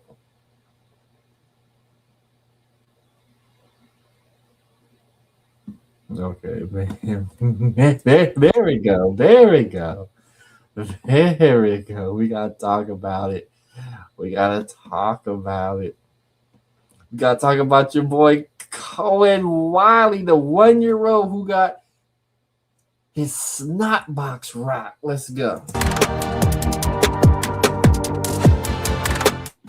Senatobia have packed a Board of Aldermen meeting. ABC 24 News update. The Mississippi officer involved in the shooting death of 1-year-old Cohen Wiley is currently on leave. In the meantime, people in Senatobia have packed a Board of Aldermen meeting demanding to see video footage of that incident. Here's ABC's Ezekiel Talamaka with more. Community members filled Senatobia City Hall following the death of 1-year-old Cohen Wiley after he was shot and killed in the Senatobia Walmart right off of US 51. Now, when it comes to community members, they say that they've had enough and they're demanding for evidence when it comes to what took place here on Sunday. According to the Mississippi Bureau of Investigation, officers with the Senatobia Police Department and Tate County Sheriff's Office responded to a shoplifting call Sunday at the Walmart on US 51. Investigators say that officers encountered 2 subjects and a child leaving the store in a vehicle. The MBI says that the driver allegedly drove towards officers and nearly struck one of them before an officer fired their weapon. Now, the vehicle later arrived at a local hospital where 1-year-old Cohen Wiley was pronounced dead and another person was listed in critical condition. During Tuesday's Board of Aldermen meeting, residents called for the release of the video following the incident. So we want some footage, okay? Before y'all tamper with it and do all what y'all do, before y'all do all that right there, we like to see some clear-cut footage as to what happened at Walmart parking lot and what caused this deranged officer to feel the need to fire on a woman and a child. MBI is over the investigation. Listen to what I'm saying. I would like to see the footage just as well as everybody else. Please release. Please release the body cam footage of that woman, that single mother, holding up her baby, using that baby as a shield. Please, I beg. If there's one video I want to see, that's the video I want to see. I want to see that woman use her 1-year-old son as a shield. In order to make a decision, I mean, you get what I'm saying, brother. I understand. We need to suspend him without pay. Suspend him without pay? What do you mean? They tried to run him over. He should be suspended with pay. Without pay, it's a little much. Doesn't that police officer have a union? Suspending him without pay until FBI finishes their investigation. Nah. Look at all them white folk using that black man as a buffer with all them angry black people in that office. Damn, that's cool. They try to use that black man. They use brother man as a buffer. Suspending him without pay until FBI finishes their investigation. City leaders also announced that the officer involved had been placed on administrative leave without pay pending the outcome of the investigation. Mississippi Department of Public Safety Commissioner Sean Tyndall says that investigators are working to collect evidence and to complete a thorough review of the incident. It's one of those things that across the board, it takes time. Again, this happened on Sunday. We got to gather a lot of that evidence, and it doesn't just happen as quick as everybody wants it to.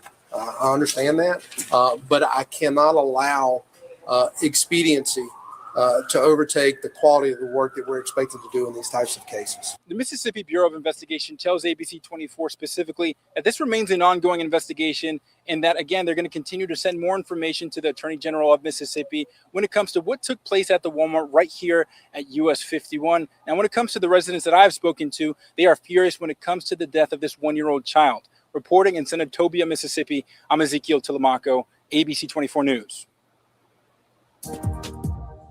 Now, the family of baby Cohen has retained nationally renowned civil rights attorney Ben Crump to represent them. In a statement, Attorney Crump said Cohen Wiley was a baby. His mother, who has not been charged with any crimes, says she was trying to communicate to officers that there was a baby in the car, but they fired anyway. Oh, let's hear. Let me see. I just seen the video over here. Let's see.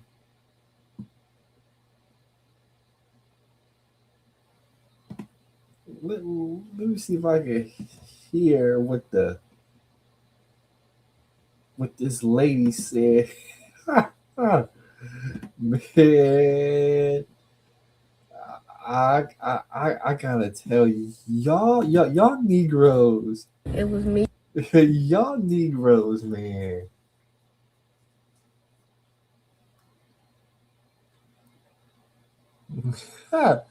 This is a criminal investigation.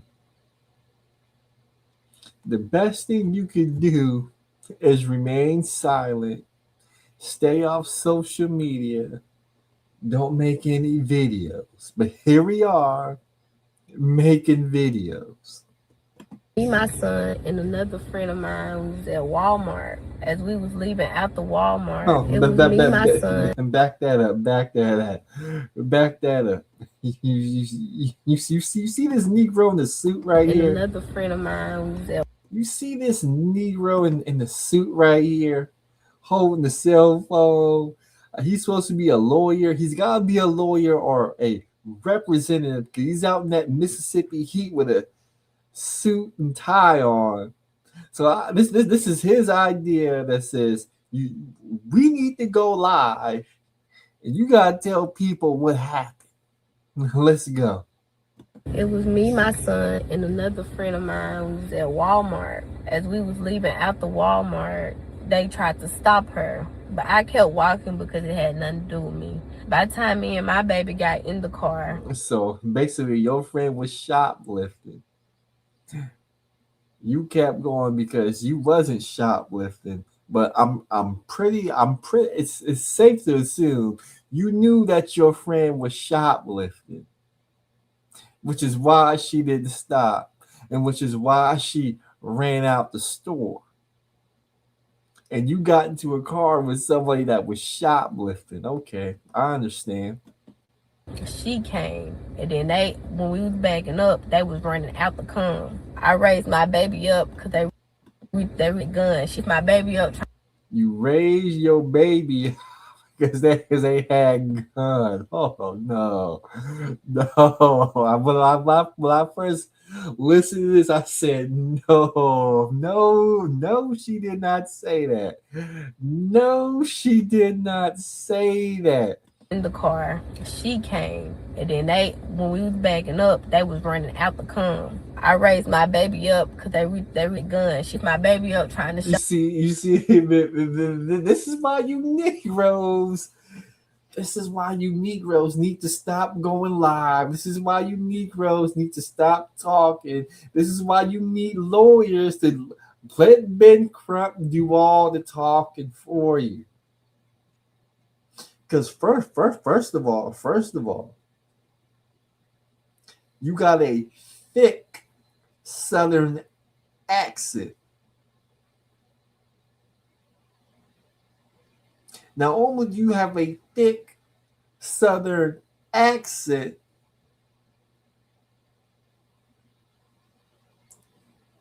I'm willing to bet that you weren't a straight A student and you're not enrolled in one of them PWIs. So when you speak and you're not reading from a script, you don't sound intelligent. And you open yourself up to a lot of criticism, and you lose a lot of credibility. And the community, people of the melanin, black people, we can't afford to be losing all of our credibility because we want to get out on Front Street. Listen to this right here. Listen to this right here. Walmart, they tried to stop her, but I kept walking because it had nothing to do with me. By the time me and my baby got in the car, she came, and then when we was backing up, we was backing up, was running out the come. They was running out the what? they was running out the what? And then when we was backing up, they was running out the cum. They was running out the cum. What does that even mean? And then when we was backing up, they was running out the cum. Damn, I can't believe they put this black girl in this situation. What is? We was backing up and they was running out the what? What? And then when we was backing up, they was running out the cone. No. Oh, no. No. And then when we was backing up, they was running out the cone. No. They did not put this black girl out here like this. And then when we was backing up, they was running out the cone. We went live. Nobody thought to say, hey, you know what? We gotta edit this video. We gotta chop. We gotta take stuff out because we want this mother of a child who lost her son. We at least want her to sound intelligent. But they put her out here like this. We was backing up and they was running out the what? And then when we was backing up, they was running out the cone. I raised my baby up because they with guns. She my baby up trying to show them that he was in the car. So she was backing up and she hit a car. No.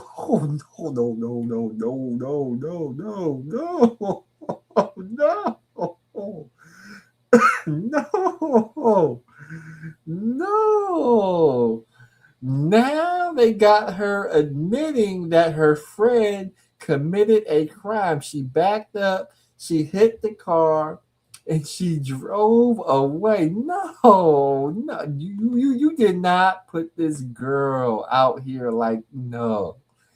They did not put this girl out here like this. They with guns. She my baby up trying to show them that he was in the car. So she was backing up and she hit a car. By the time I sat my baby down, it was like 3 to 4 shots.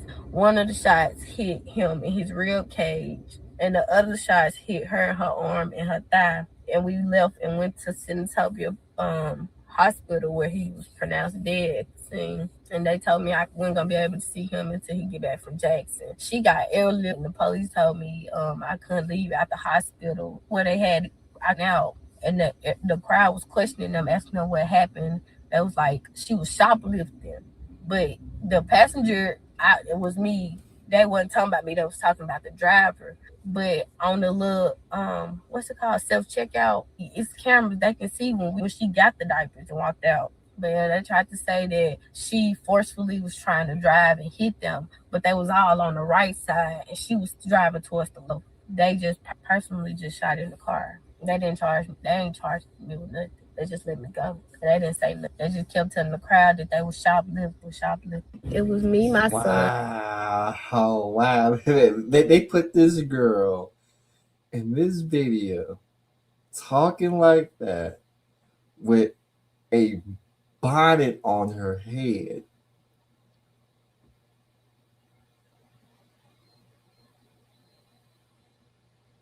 And a white tank top. This is how they presented her. They didn't put her in a dress. They didn't take the bonnet off her head. This is how they presented her.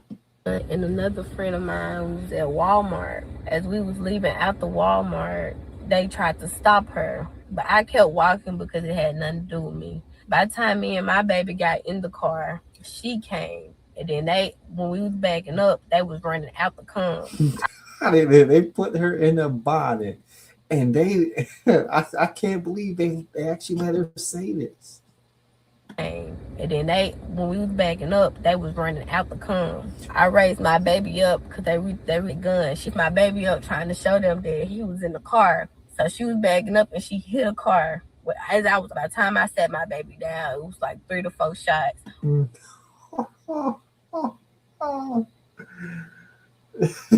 She admitted one of the shots hit him in his real. That's how they put her out here.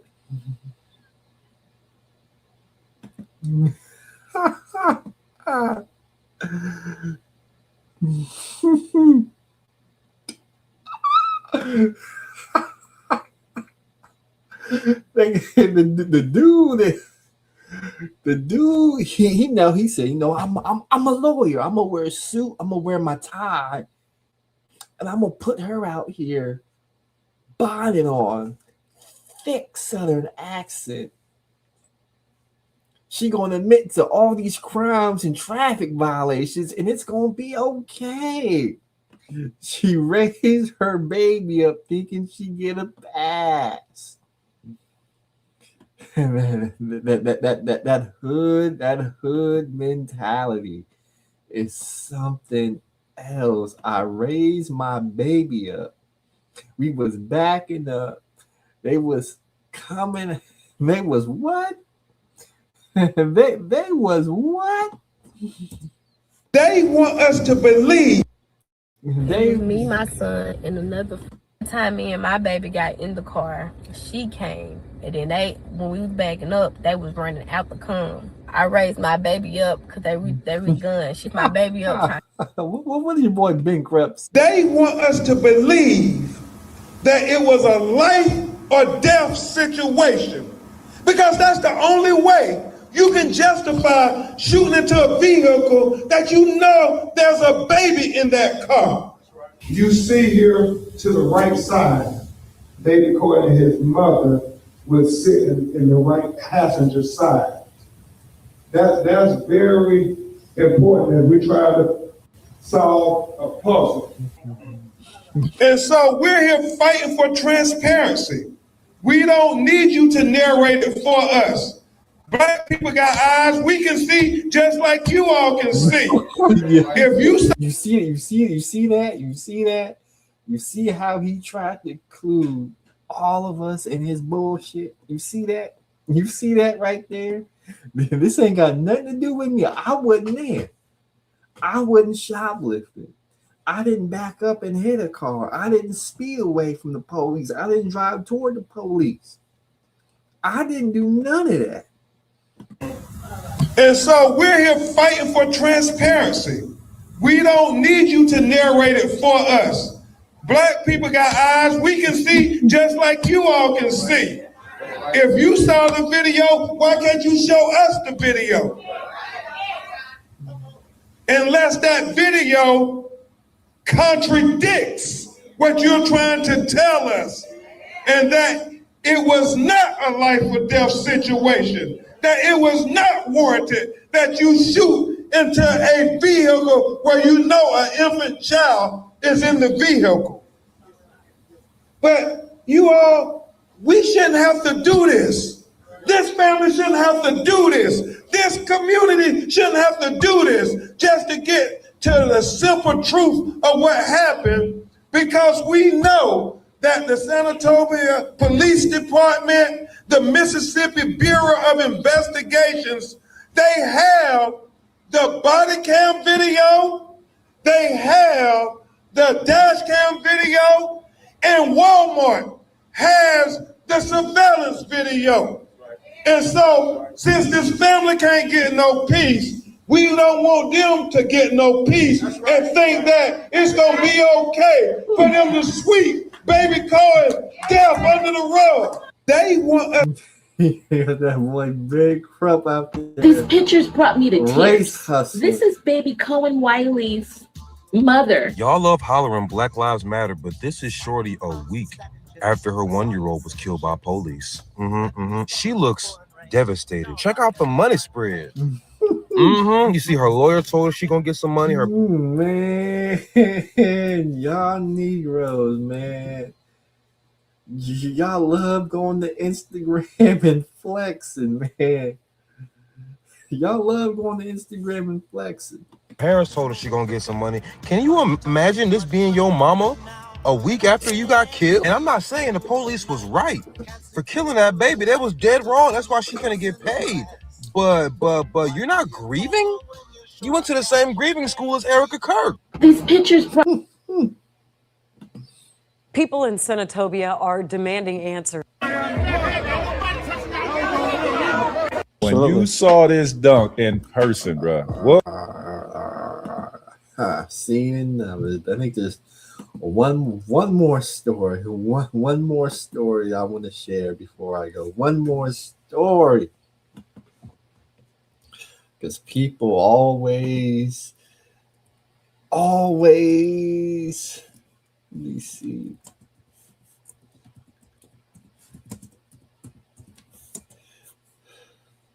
Okay. Here we go. Because people always tell me, JMD, you got no smoke for the white man. You got no smoke. The white people do it. So you gotta talk about the white people, but they do it too. JMD, you can't just stay on black people all day. White people do it too. Okay. Let me show you. Let me show you the big and bad boogeyman that y'all tell me about. The boogeyman. You guys are telling me these people are the new KKK, the new white supremacy group that black people gotta watch out for because they're so dangerous. Okay, let's go ahead and run this news clip. About today, an alarming scene unfolded in Capitol Hill this morning as hundreds of members of the white supremacist group Patriot Front marched through D.C. The group moved throughout neighborhoods in the district wearing face coverings, carrying American and Confederate flags, and it caught many off guard. Our Sarah Robinson spoke with people who woke up to the march and say that they were shocked and unsettled by what they saw. People living along 6th Street near C Street say they woke up to the sound of hundreds of people marching past their homes. At first, they thought it was a parade, so they started taking photos. But their reaction quickly changed to shock and fear when they realized it was the group Patriot Front. That way they don't have to keep them. My reaction is that's gross. Ew. We don't need that today. The symbols of hate. Mm-hmm. A group of hundreds of men wearing face coverings, navy blue shirts, and khakis was seen marching through the streets of D.C. from Union Station to Eastern Market. I think I would be curious as to where that where their patriotism comes from and what they think that they're celebrating in America, especially on this weekend. Get out! The group was seen carrying flags and iconography associated with Patriot Front. Patriot Front is a white supremacist organization. Luke Baumgartner is a research fellow with the George Washington University program on extremism. What's the point today? What's the point? National independence, the representation of the nation's cause and our people's interests. But they do like to crouch themselves in this patriotic veneer. They use the Betsy Ross flag, they use the red, white, and blue colors to evoke this feeling of Americana. And basically what they're trying to get at is spread their message that America is a place for only white people. The masked group handed people WUSA 9 spoke with these flyers, stating they, quote, stand against gender hysteria, the murder of the unborn, the corruption of youth, and the assaults against the institution of marriage. They don't want to be identified. They have jobs, they have families. It's unpopular to say, but they are sometimes normal people with careers and lives, and being publicly identified with groups like this puts that at risk. DC police sent WUSA 9 a statement on the march saying in part, quote, MPD recognizes the rights of individuals to peacefully express their views and remains committed to maintaining public safety. Neighbors tell me they are thankful that the march passed without any major confrontations or acts of violence, and they're hoping the rest of the holiday weekend remains peaceful. Reporting in Capitol Hill, I'm Sarah Robinson, WUSA 9. Wait a minute. Wait a minute. You mean nobody got hurt? Hold on. White nationalists with Confederate flags were seen marching through Washington, D.C. on Independence Day. Hundreds of people took part, many of whom covered their faces and wore hats featuring the logo of the Patriot Front. The group was heard chanting the words, "Reclaim America." In one image, which has gone viral online, members of the group were seen riding the D.C. Metro with one woman sitting on the train surrounded by them. President Trump's Interior Secretary, Doug Burgum, said he disagreed with what the group stood for, but cited their right to free speech. Wait a minute. Wait a minute. You mean that this white supremacist group There was no violence. Nobody got hurt, and there were black people around these common areas in which this white supremacist group demonstrated on 4th of July. But in Chicago on 4th of July, 30 black people got shot in the city of Chicago, but with this white supremacist group, it was peaceful.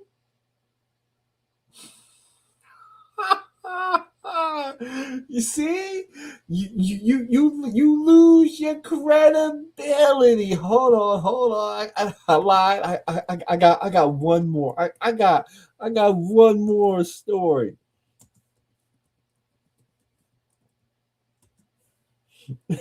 I got one more story.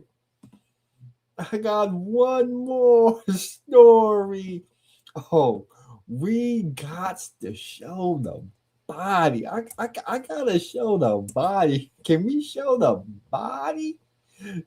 Can we show the body real quick? Hold on.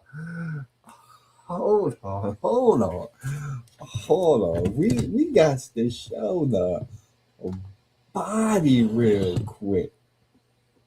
Hold on. Let me see if I can find the body of this victim.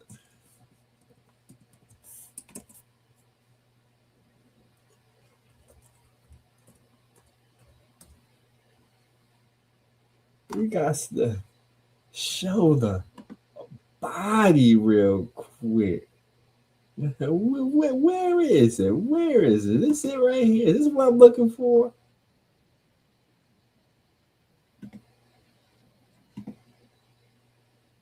No, that's not it. Is it? Where is it?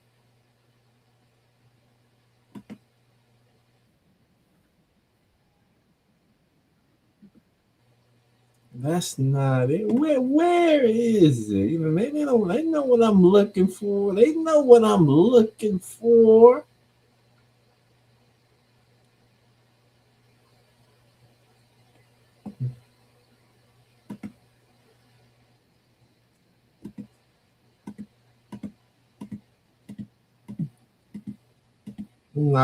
gotta go to Facebook.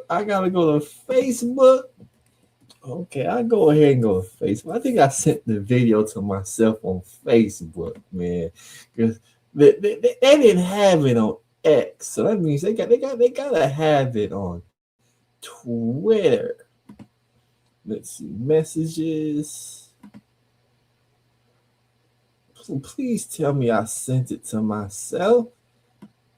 Please tell me I sent it to myself. I sure did. Let's go. We got a news story. So the white supremacy group, who y'all trying to call the next KKK,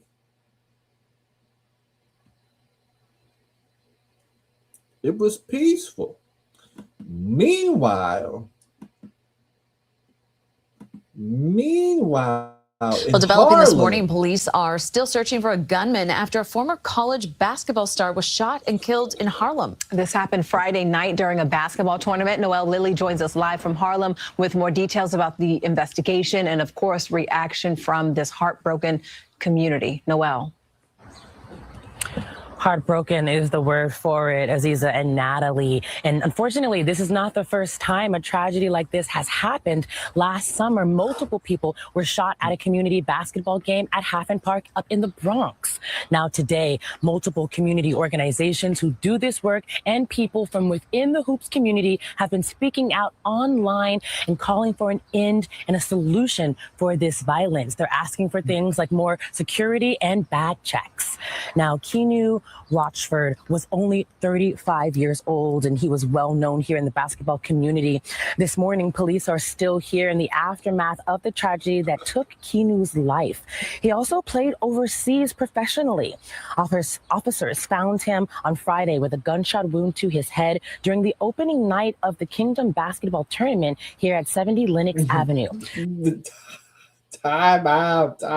So we out here, New York, Harlem. That's right, Harlem. 139 in Lenox, the danger zone, where no man can withstand to hold his own. That's right, opening night. They're going to have a basketball tournament for the community. Guess what happens on opening night? It gets shot up. Somebody get hit in the head with a headshot. That's right, headshot. 2 other people were also shot, but are 2 other people also shot. I guarantee you that white supremacist group was nowhere to be found. And I bet you at this Harlem basketball game, we talking 90% clip, people of the melanin in attendance, and it gets shot up. in stable condition at last check.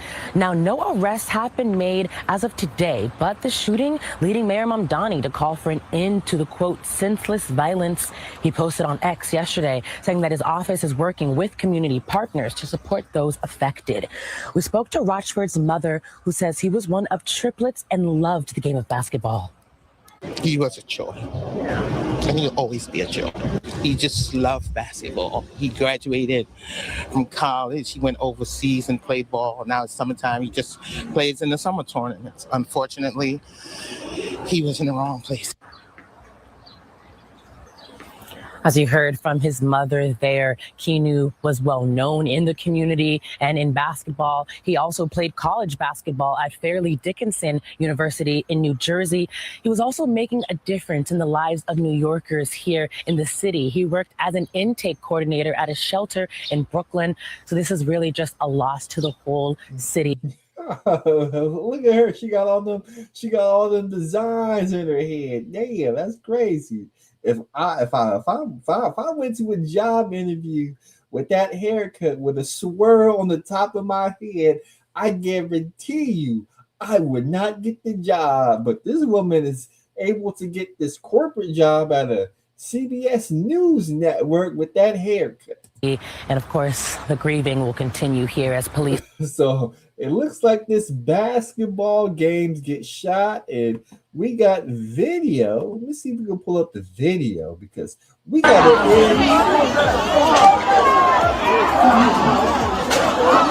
it. You see that? You got your man. You got your man's laid out. He laid out right there. Basketball game on 70 and Lenox Avenue ends with one person killed and 2 other people injured in Harlem. This is Harlem. Black Renaissance, as they used to call it. Yo,